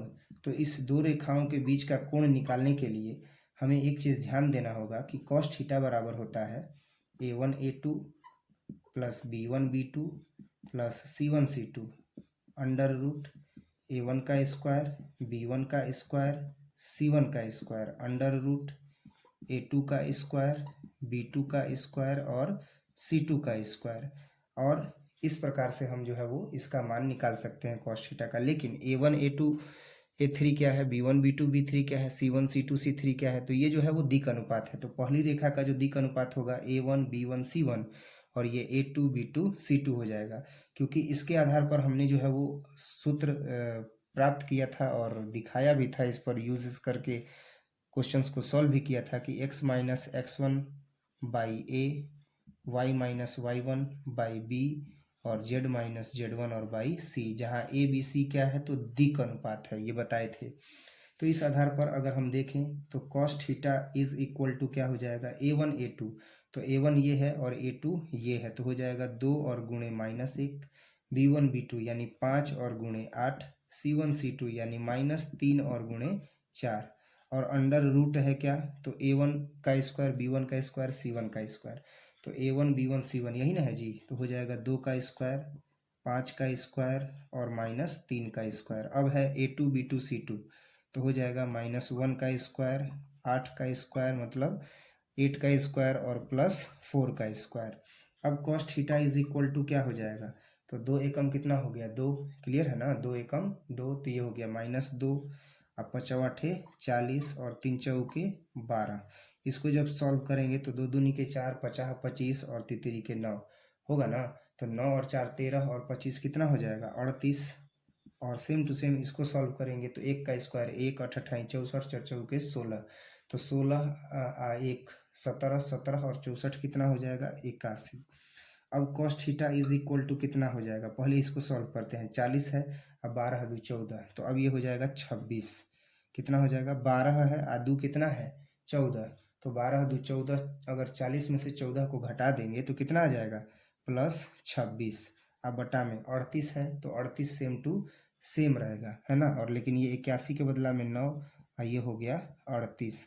अब हम क्या कर सकते हैं, तो अब थीटा बराबर अगर हम मान निकालेंगे तो हमें क्या मिलेगा, तो हम लिख सकते हैं इसलिए, ये तो कॉस थीटा के बराबर आया ना, तो लिखेंगे इसलिए थीटा बराबर कॉस इन्वर्स 26 और बटे में 9 और अंडर रूट 38, और यही जो है इसका क्या हो गया, आंसर हो गया। इस क्वेश्चन में क्या किए हैं, केवल ए बी सी चुने हैं, अर्थात दिक् अनुपात चुने हैं। तो ये रहा ए बी सी, ये पहली रेखा के लिए है, तो ये दिक् अनुपात जो पहला है वो A1 B1 C1 होगा, और दूसरी रेखा के लिए क्या होगा, A2 B2 C2 होगा। अब इसके लिए जो है वो दो रेखाओं के बीच का कोण निकालेंगे। तो यहाँ अब ये पहचानना फिर से बता देते हैं कि यहाँ पहली रेखा का, यहाँ पहली रेखा का हमें क्या चाहिए, तो हमें चाहिए दिक् अनुपात। तो पहली रेखा का दिक् अनुपात क्या है, 2 2 और 1, तो 2 2 और 1। इसके बाद क्या चाहिए, तो इसके बाद चाहिए दूसरी रेखा का दिक् अनुपात। तो दूसरी रेखा का दिक् अनुपात कितना हो जाएगा, 4 1 8, तो हो गया 4 1 और 8। इसलिए दोनों रेखाओं के बीच का कोण, इसलिए दोनों रेखाओं के बीच का कोण। तो अब एक चीज़ ध्यान दीजिएगा, अगर हमें दोनों रेखाओं के बीच का कोण चाहिए तो कॉस थीटा निकालेंगे, और कार्तीय रूप में है तो समीकरण क्या हो जाएगा, A1 A2 plus B1 B2 plus C1 C2, under root क्या होगा, तो A1 का स्क्वायर, B1 का स्क्वायर, C1 का स्क्वायर, फिर क्या होगा A2 का स्क्वायर, B2 का स्क्वायर और C2 का स्क्वायर, और सारा मान रख करके हल कर देंगे।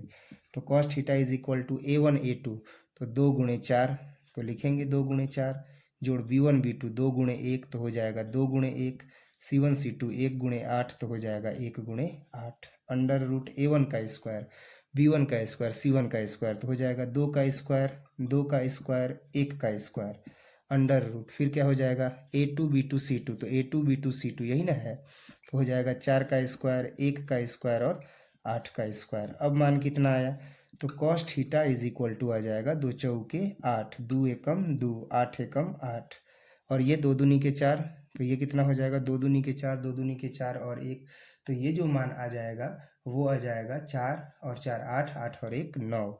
अब इसको हल करेंगे तो क्या हो जाएगा, तो 4 चौके 16 और 1 17, 8 28 64, तो 17 और 64 जब जोड़ेंगे तो हो जाएगा 81।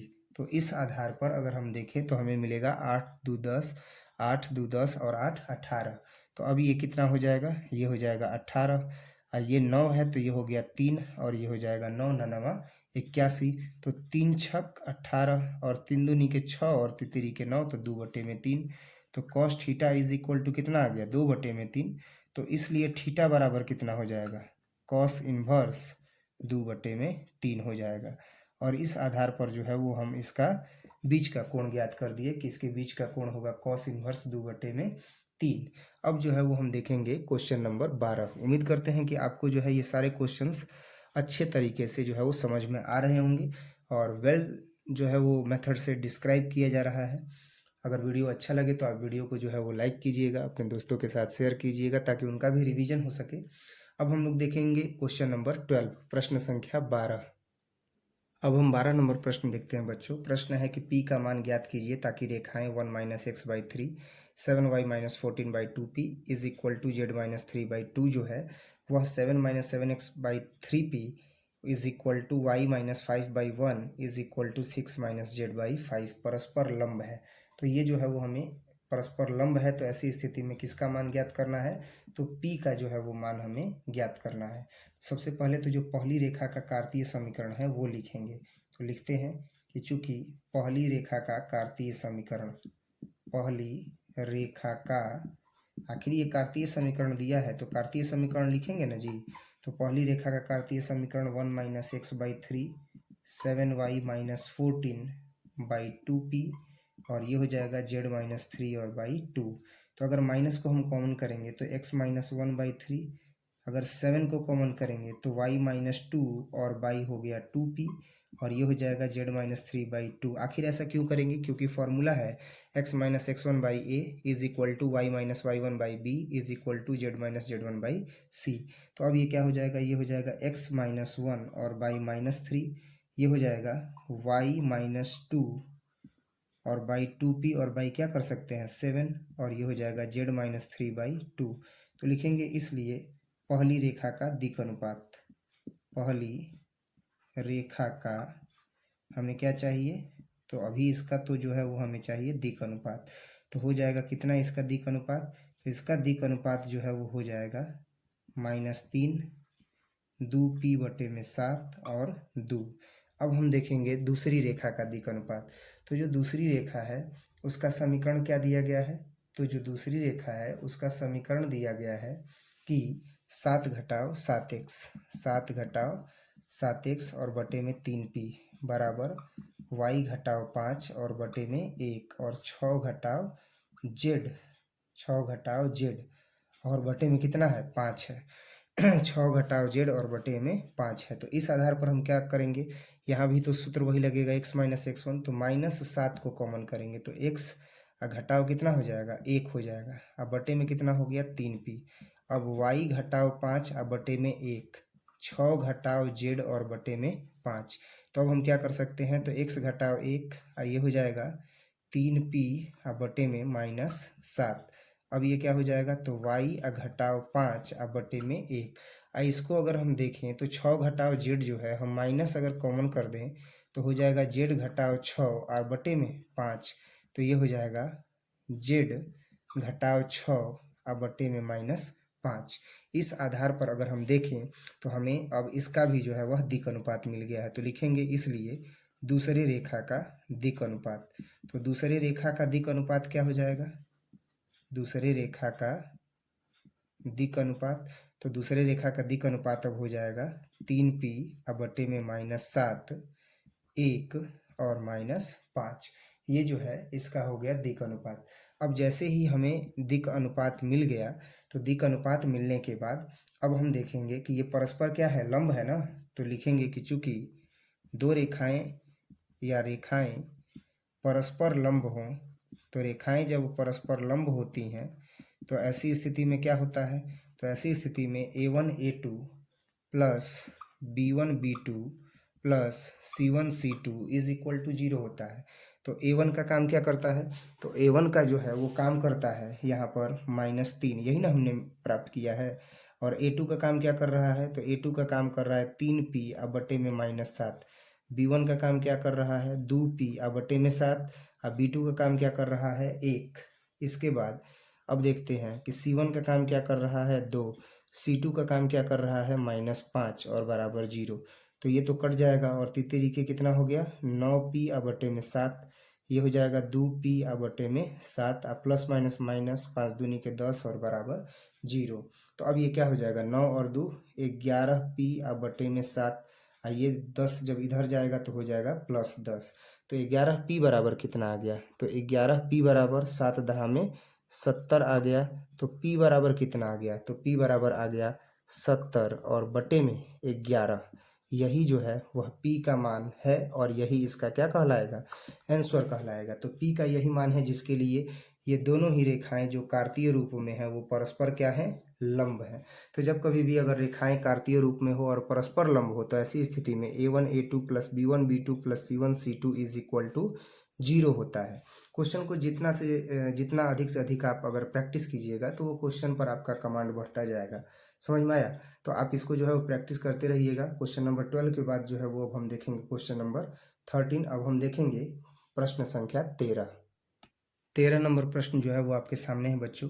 दिया गया है दिखाएं कि रेखाएं कार्तीय रूप दिया गया है परस्पर लंब है।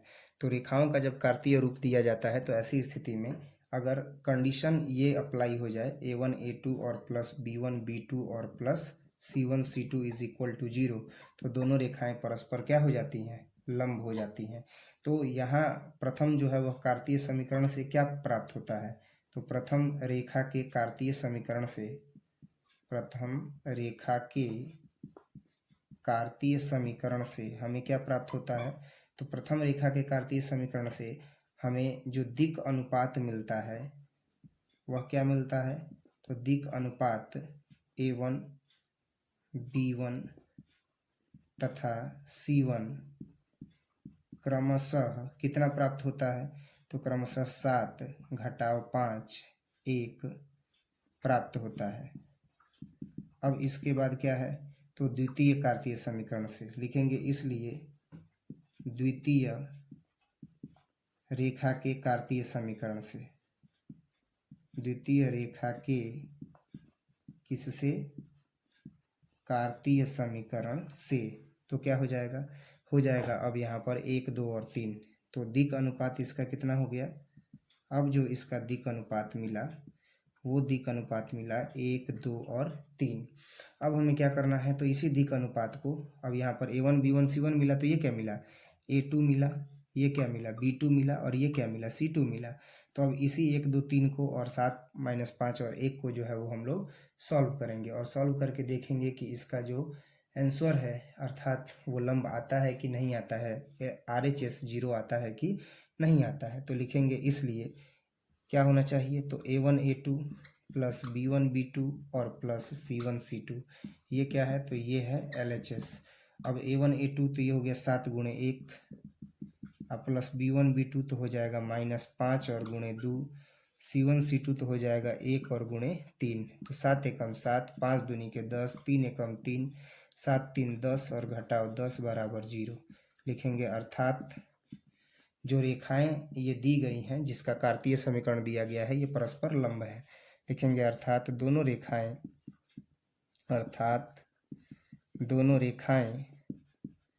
परस्पर क्या है, तो परस्पर लंब है, और इस तरीके से हमने इसे प्रूव कर दिया।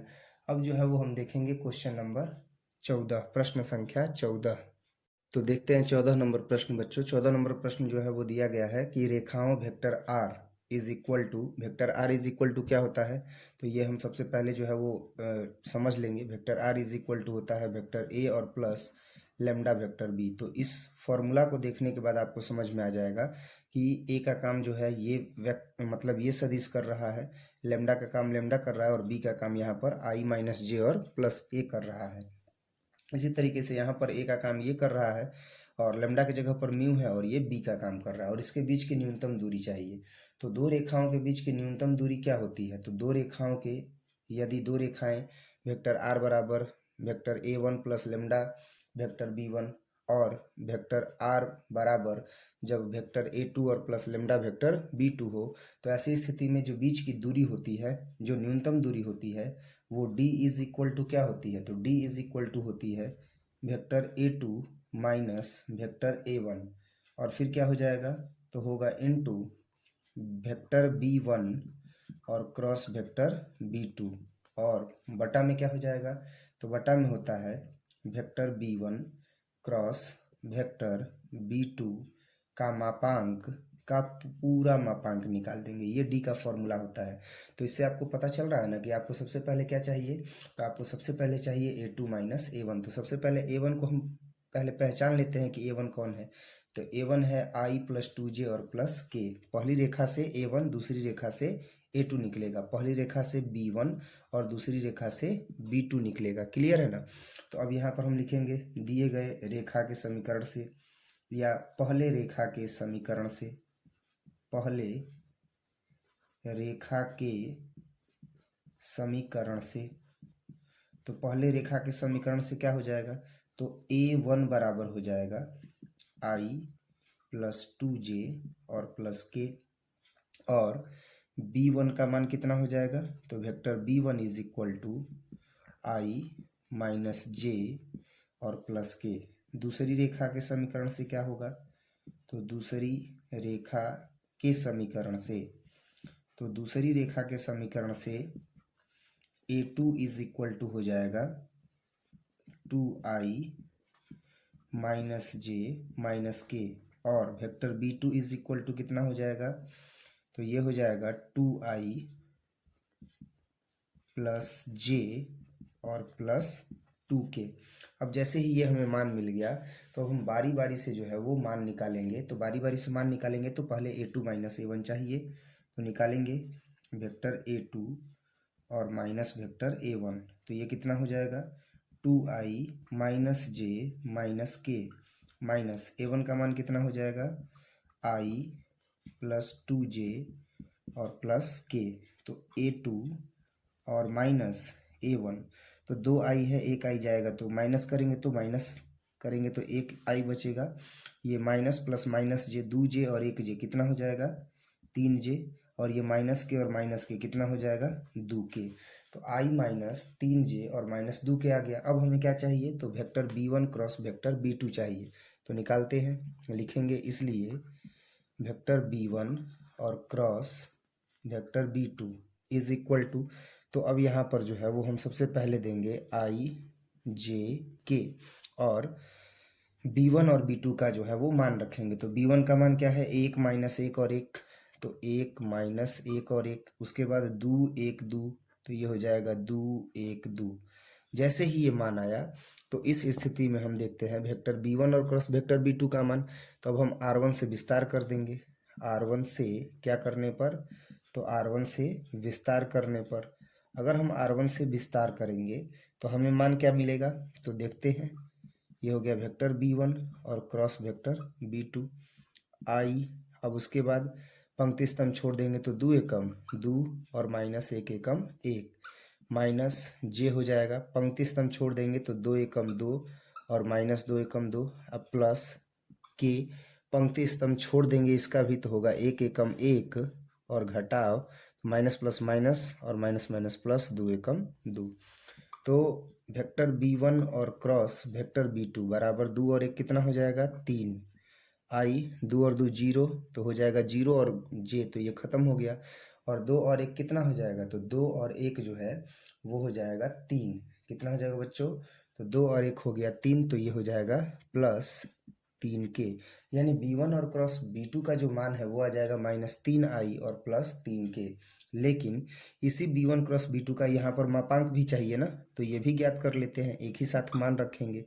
तो वेक्टर b1 और क्रॉस वेक्टर b2, तो अब इसका मापांक ज्ञात करेंगे तो i का गुणक यानी -3 का स्क्वायर, और जोड़ j का गुणक तो 0 है उसको छोड़ देंगे, k का गुणक 3 का स्क्वायर। तो अब क्या हो गया, वेक्टर b1 और क्रॉस वेक्टर b2 का मापांक तो तितरी के 9 और जोड़ 9, तो क्या हो जाएगा vector b1 cross vector b2 और बराबर कितना आ गया 18 आ गया ना।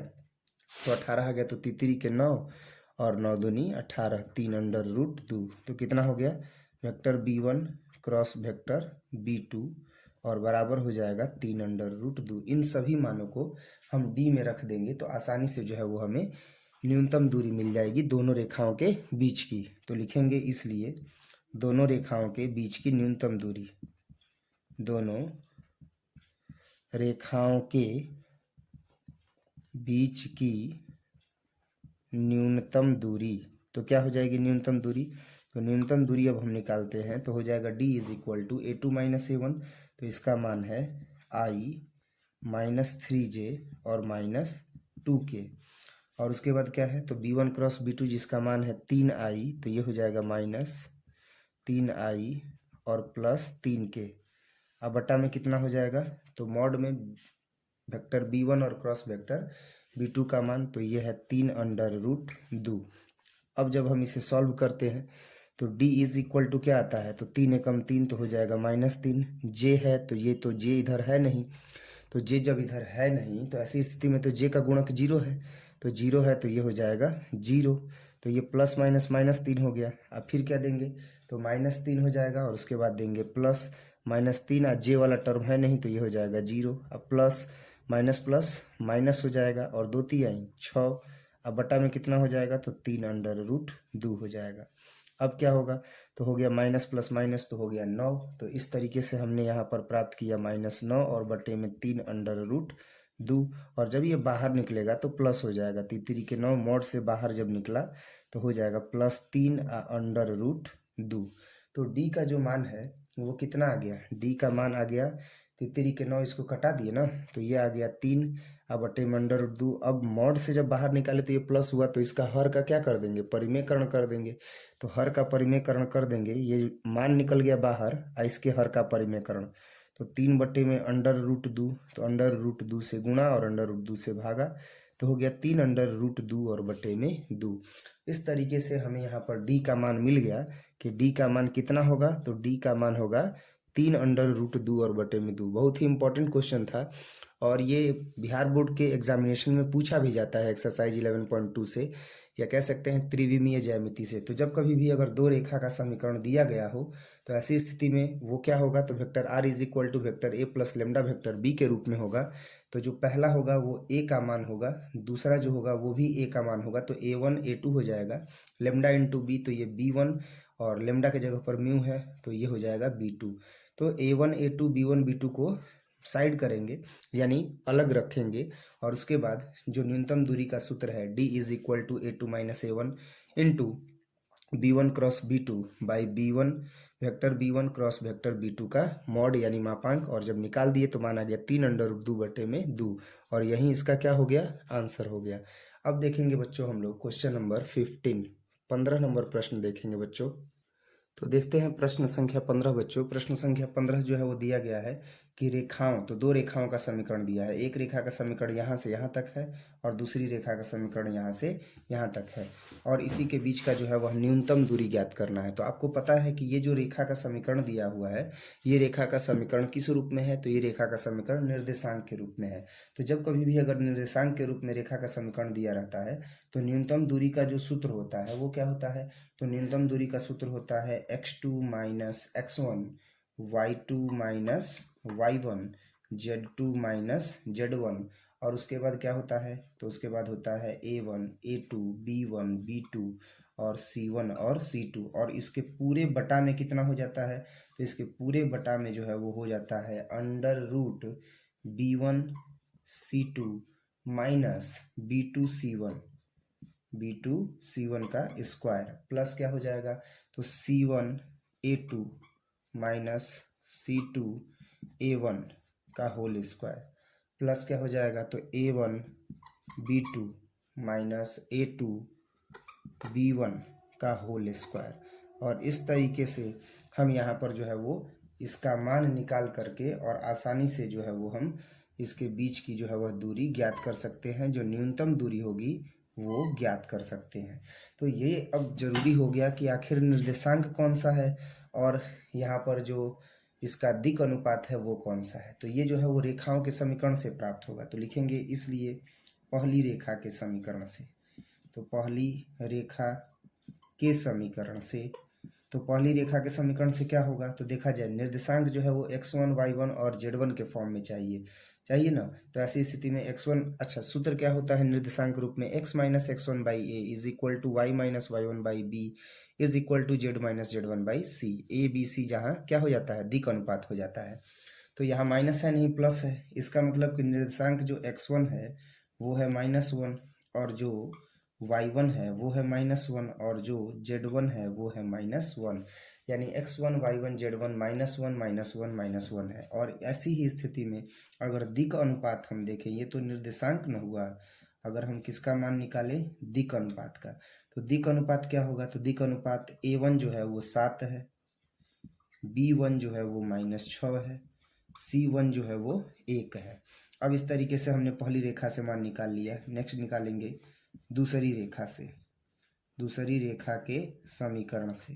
तो दूसरी रेखा के समीकरण से क्या होगा, तो x1 अब हो गया ना, तो x2 बराबर हो जाएगा 3, y2 बराबर हो जाएगा 5 और z2 बराबर हो जाएगा 7।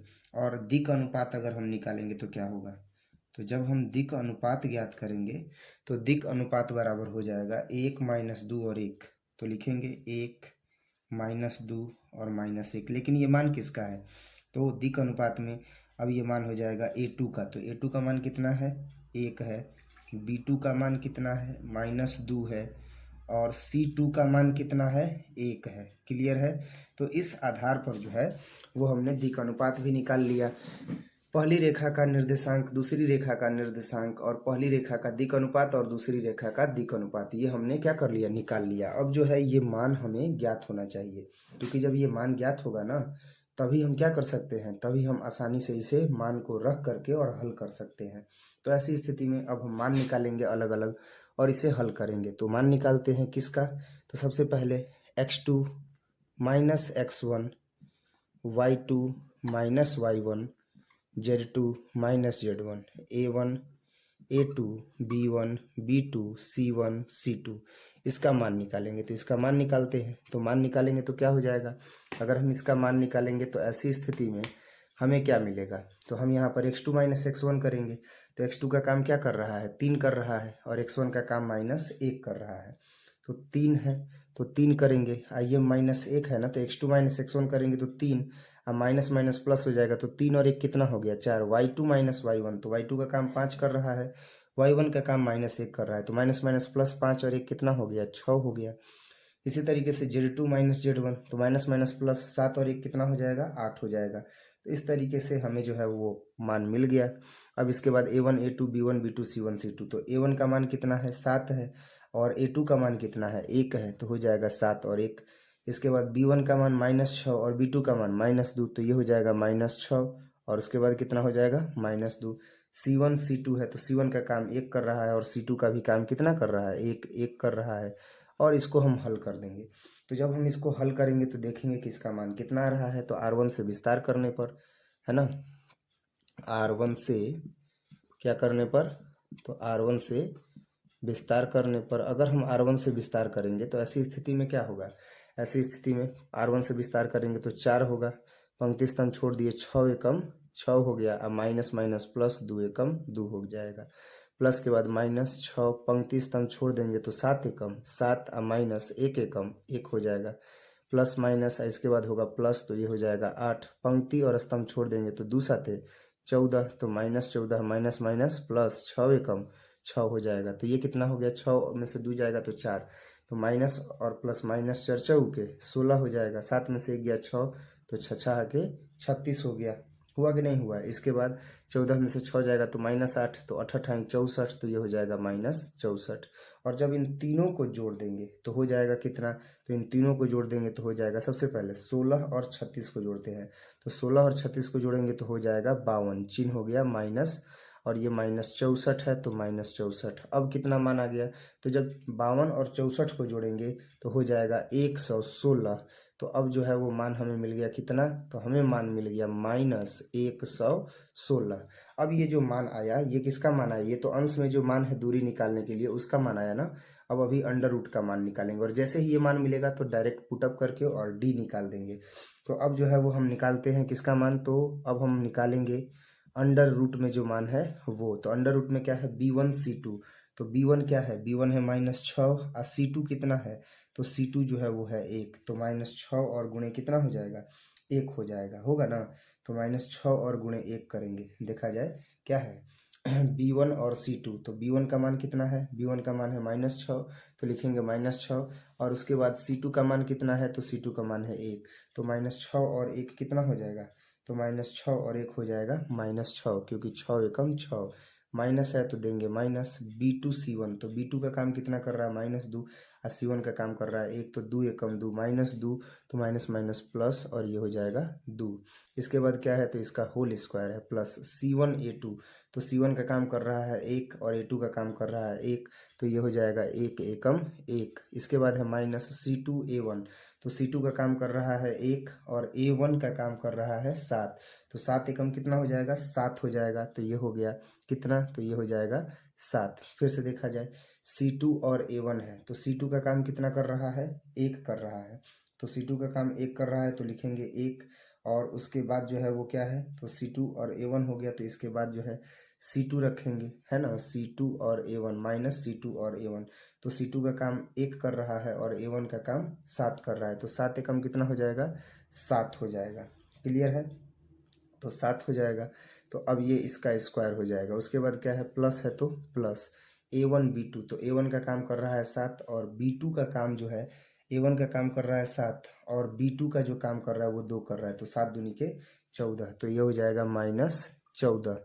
उसके बाद क्या है, माइनस है तो लिखेंगे माइनस a2 b1, तो a2 का काम जो है वो क्या कर रहा है, तो a2 का काम कर रहा है 1, अब b1 का काम क्या कर रहा है, तो b1 का काम कर रहा है 6, तो 6 एकम 6, तो ये हो जाएगा माइनस और माइनस प्लस 6 का स्क्वायर। ये डायरेक्ट वैल्यू रखे हैं बच्चों, यहीं से गुणा करके जो जो मान यहाँ पर दिया गया है ना, इसी टर्म में हमने डायरेक्ट ये जो मान निर्देशांक और दिक् अनुपात हमने निकाला है, इसी का डायरेक्ट हमने यहाँ पर क्या कर दिया, गुणा करके और मान रख दिया। अब अगर इसे हल करते हैं तो -6 और 2 है तो -4 आएगा, तो 4 4 के 16 होगा, तो ये हो गया 16 अब प्लस 7 में से गया 6 तो 6 6 के 36 और 14 में से 6 गया तो 8 तो 8 8 64 और जब इसे जोड़ेंगे तो कितना मान हो जाएगा, तो जब हम इसे जोड़ेंगे तो ऐसी स्थिति में मान मिलेगा √116 जिसे हम लिख सकते हैं 2 √29। लेकिन हमें इन दोनों रेखाओं के बीच की दूरी चाहिए, तो लिखेंगे इसलिए दोनों रेखाओं के बीच की दूरी, दोनों रेखाओं के बीच की दूरी क्या हो जाएगा, तो दोनों रेखाओं के बीच की दूरी जो है वो अब हम लिखेंगे दोनों रेखाओं के बीच की दूरी, दोनों रेखाओं के बीच की दूरी। तो दोनों रेखाओं के बीच की दूरी अब d इज इक्वल टू जो इसका मान आया है वो रखेंगे, तो ये आया है -116। तो हम लिखेंगे ये सारे मान जो है वो मॉड में होंगे क्योंकि दूरी हमेशा धनात्मक होती है। तो इसका जो मान आया अंश में जो है इसका मान हमने हल किया तो आया है -116, तो लिखेंगे -116। और उसके बाद क्या है, तो उसके बाद जो अंडर रूट में मान आया है वो कितना आया है, तो ये भी जो आया है वो आया है 116, अंडर रूट में 116। अब जब हम इसे अगर हल करते हैं तो हल करने पर हमें क्या मिलेगा, तो हमें मिलेगा d इज इक्वल टू, अगर हर का परिमेयकरण कर देंगे, पहले तो इसे बाहर करते हैं, अगर बाहर करेंगे तो प्लस वैल्यू आ जाएगा तो 116 अंडर रूट हो जाएगा 116, हर का परिमेयकरण कर देंगे तो 116 under root 116 under root 116 under root 116।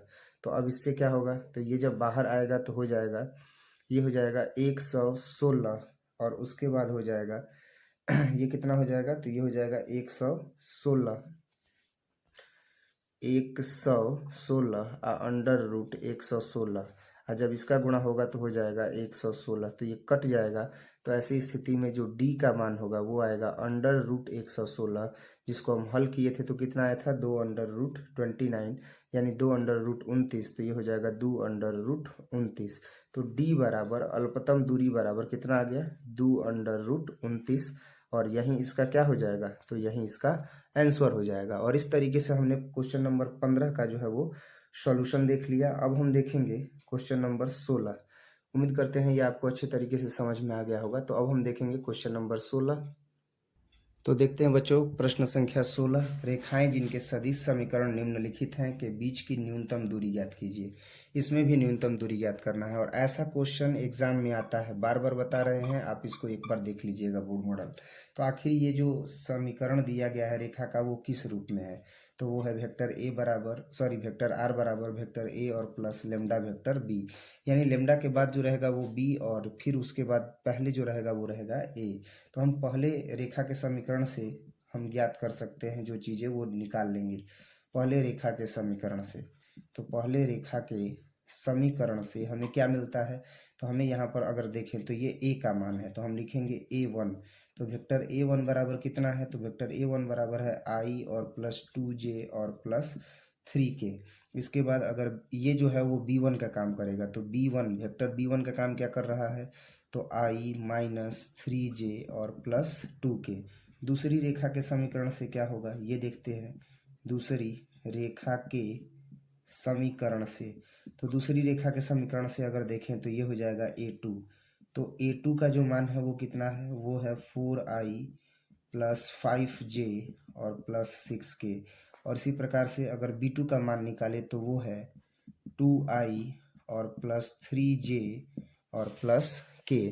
और इस तरीके से हमने जो है ये मान निकाला पहला रेखा का समीकरण और दूसरे रेखा के समीकरण से। लेकिन आखिर दूरी का जो है वो मान क्या होता है, तो दूरी का जो सूत्र होता है वो होता है न्यूनतम दूरी का d बराबर a2 माइनस a1।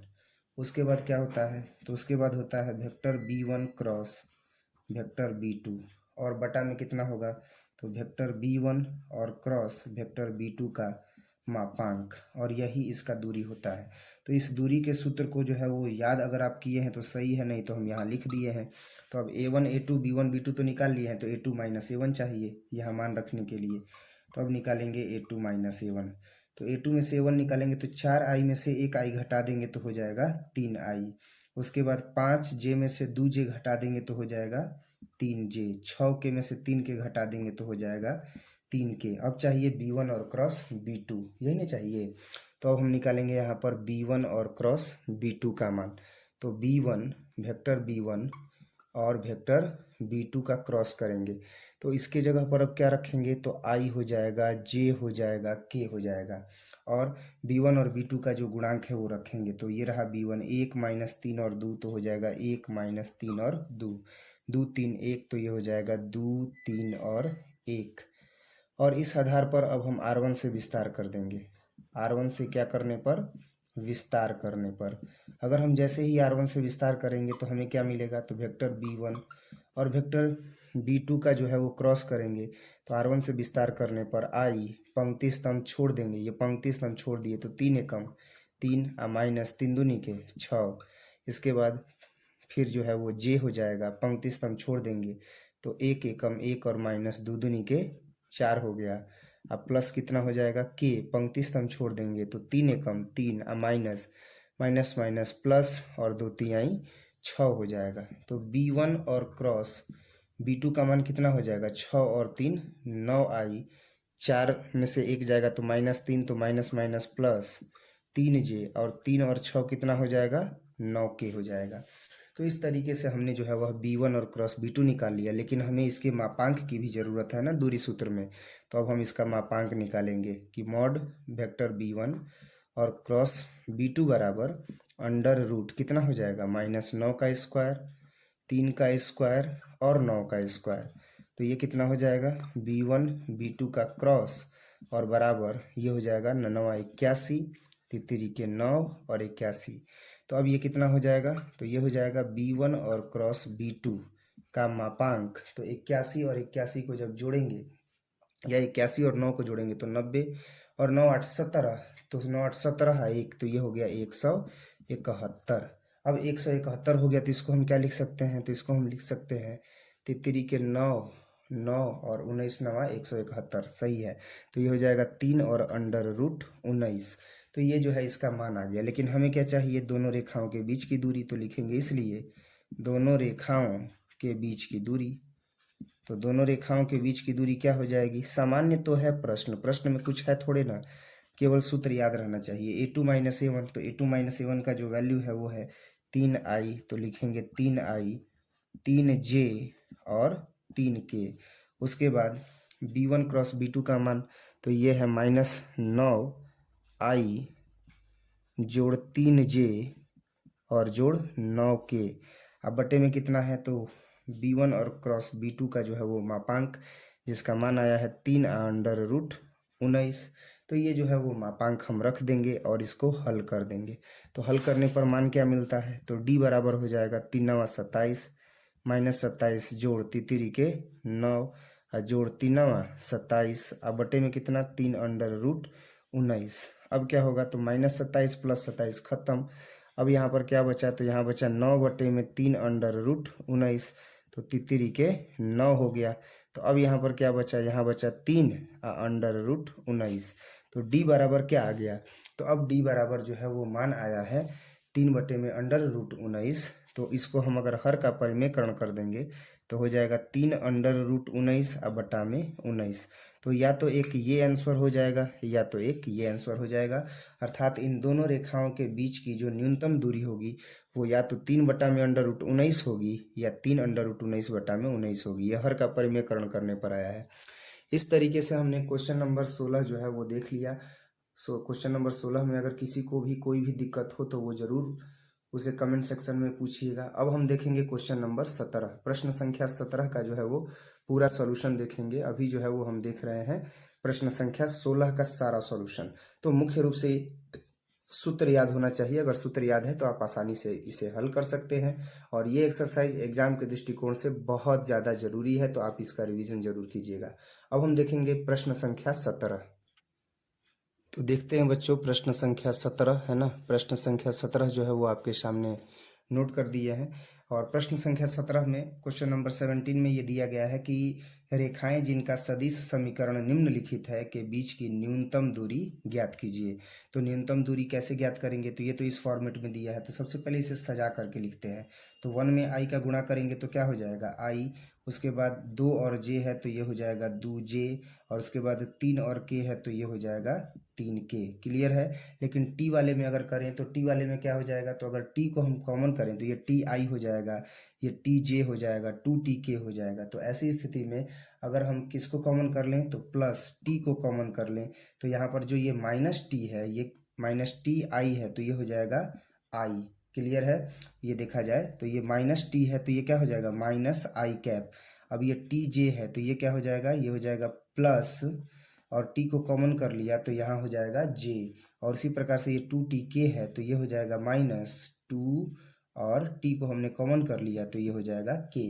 फिर से अगर देखा जाए तो ये उसी फॉर्मेट में आ गया। किस फॉर्मेट में, कि वेक्टर आर बराबर वेक्टर ए और प्लस लेमडा वेक्टर बी। तो यहाँ ए बराबर अब क्या मिल गया, तो ए बराबर मिल गया आई -2j और प्लस 3k। इसी प्रकार से अगर हम b की बात करें तो ये a1 हो जाएगा ना, और ये हो जाएगा b1। अब यहाँ b1 की बात करें तो हमें मिल गया -i प्लस जे और -2k।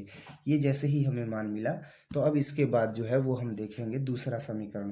तो ये तो पहला रेखा के लिए हो गया, पहले रेखा के लिए। अब हम देखेंगे दूसरी रेखा के लिए। तो दूसरी रेखा के लिए क्या हो जाएगा, दूसरी रेखा के लिए तो दूसरी रेखा यही ना है जी। तो vector r is equal to ये 1i 1j और 1k, तो हो जाएगा i माइनस जे और ये क्या है, तो माइनस और प्लस माइनस के। तो ये दूसरे के लिए है ना। तो दूसरे के लिए है तो ये लिख दिया चिन्ह के साथ, और उसके बाद प्लस एस को कॉमन करते हैं। तो अब देखो तो इसमें एस में आई का गुणा करेंगे तो प्लस ना आई होगा। अब उसके बाद 2s में j का करेंगे तो 2s प्लस होगा, तो 2s प्लस होगा तो बाहर कर दिए तो 2j होगा, -2sk होगा, तो यहाँ पर इसको कॉमन कर दिए तो हो जाएगा -2k कैप। अब इस तरीके से यहाँ पर भी जो है हमें मिल चुका है कि a2 बराबर जो है वो क्या है, तो a2 बराबर है -i -j -k। और जो b2 का मान है वेक्टर b2 का, वो वेक्टर b2 का मान कितना है, तो वेक्टर b2 का मान है i प्लस 2j -2k। जैसे ही ये मान मिला a2 का और b2 का, तो इस स्थिति में अब हम क्या करेंगे कि a2 और b2 दोनों पर जो है वो हम मान ले करके a1 a2 b1 b2 का, और हम इसका दूरी निकालेंगे। दूरी का क्या होता है सूत्र, अभी पिछले क्वेश्चन में भी बताए थे कि d बराबर ज़्यादा कुछ नहीं करना है, आपको चाहिए a2 -a1, और उसके बाद चाहिए वेक्टर b1 और क्रॉस वेक्टर b2।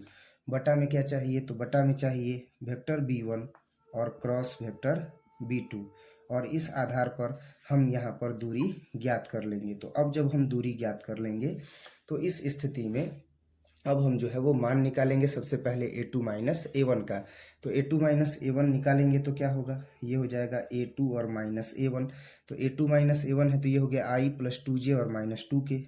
तो अच्छा एक बताइए, a2 -a1 करना है तो i में से i जाएगा तो क्या हो जाएगा, 0 हो जाएगा ना। तो 0 हटा देते हैं, 2j में से j माइनस करेंगे तो माइनस माइनस प्लस और हो जाएगा 3j। 2k में से इसको घटाएंगे तो माइनस माइनस प्लस तो -k होगा ना। तो ये हो जाएगा 3j और -k। कैसे देखा जाए, सॉरी हम इसमें से इसको घटा रहे हैं। हमें क्या चाहिए, हमें चाहिए a2 -a1। तो a2 ये रहा और a1 ये रहा, तो i से i को माइनस करेंगे, खत्म।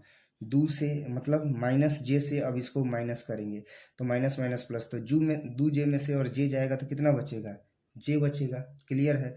अब ये -k है और ये इसको माइनस करेंगे तो 3k माइनस हो जाएगा, तो 3 और 1 कितना हो जाएगा, -4k। तो -j और -4k मिला। अब इसके बाद जो है b1 क्रॉस b2 चाहिए, तो अब हम निकालते हैं वेक्टर b1 और क्रॉस वेक्टर b2।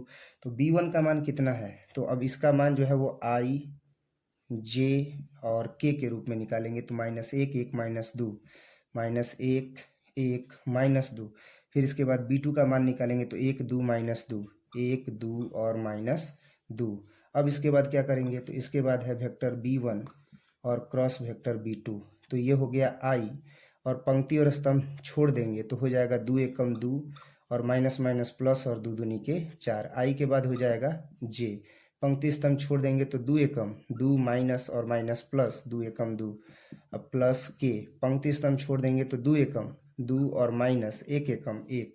तो ये हो जाएगा वेक्टर b1 और क्रॉस वेक्टर b2।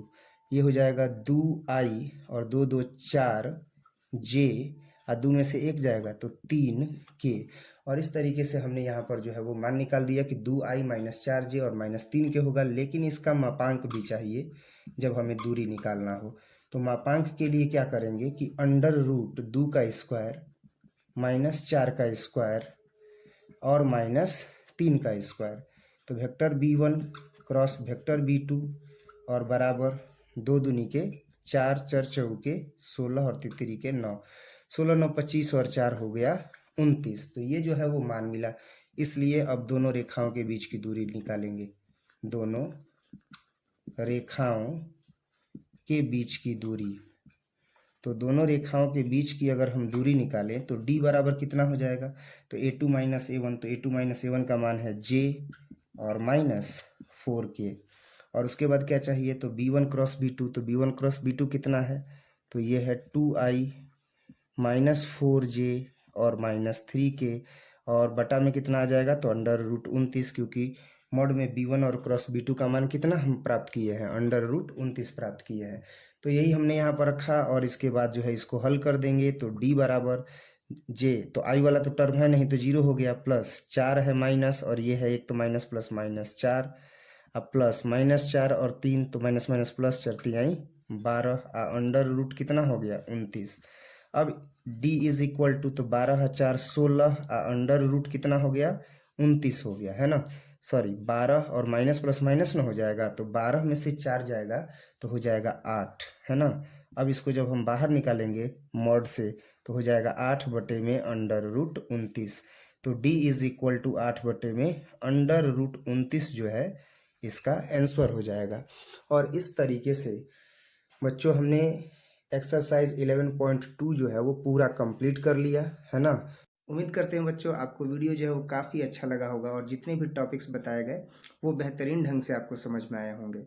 और साथ ही साथ अगर आपको वीडियो अच्छा लगा हो और ऐसे ही वीडियोस आपको और देखने हैं ताकि आप बिहार बोर्ड की तैयारी जो है वो बेहतरीन ढंग से कर सकें, तो इसके लिए आप हमारे यूट्यूब चैनल से जुड़ सकते हैं और बेल आइकन को दबाना नहीं भूलिएगा और चैनल को सब्सक्राइब जरूर कीजिएगा ताकि जितने भी वीडियोस हैं उसके अपडेट आप तक पहुंचते रहें, नोटिफिकेशन आप तक पहुंचते रहें। और इसी तरीके से हम लोग एकदम दमदार तरीके से तैयारी करते रहेंगे।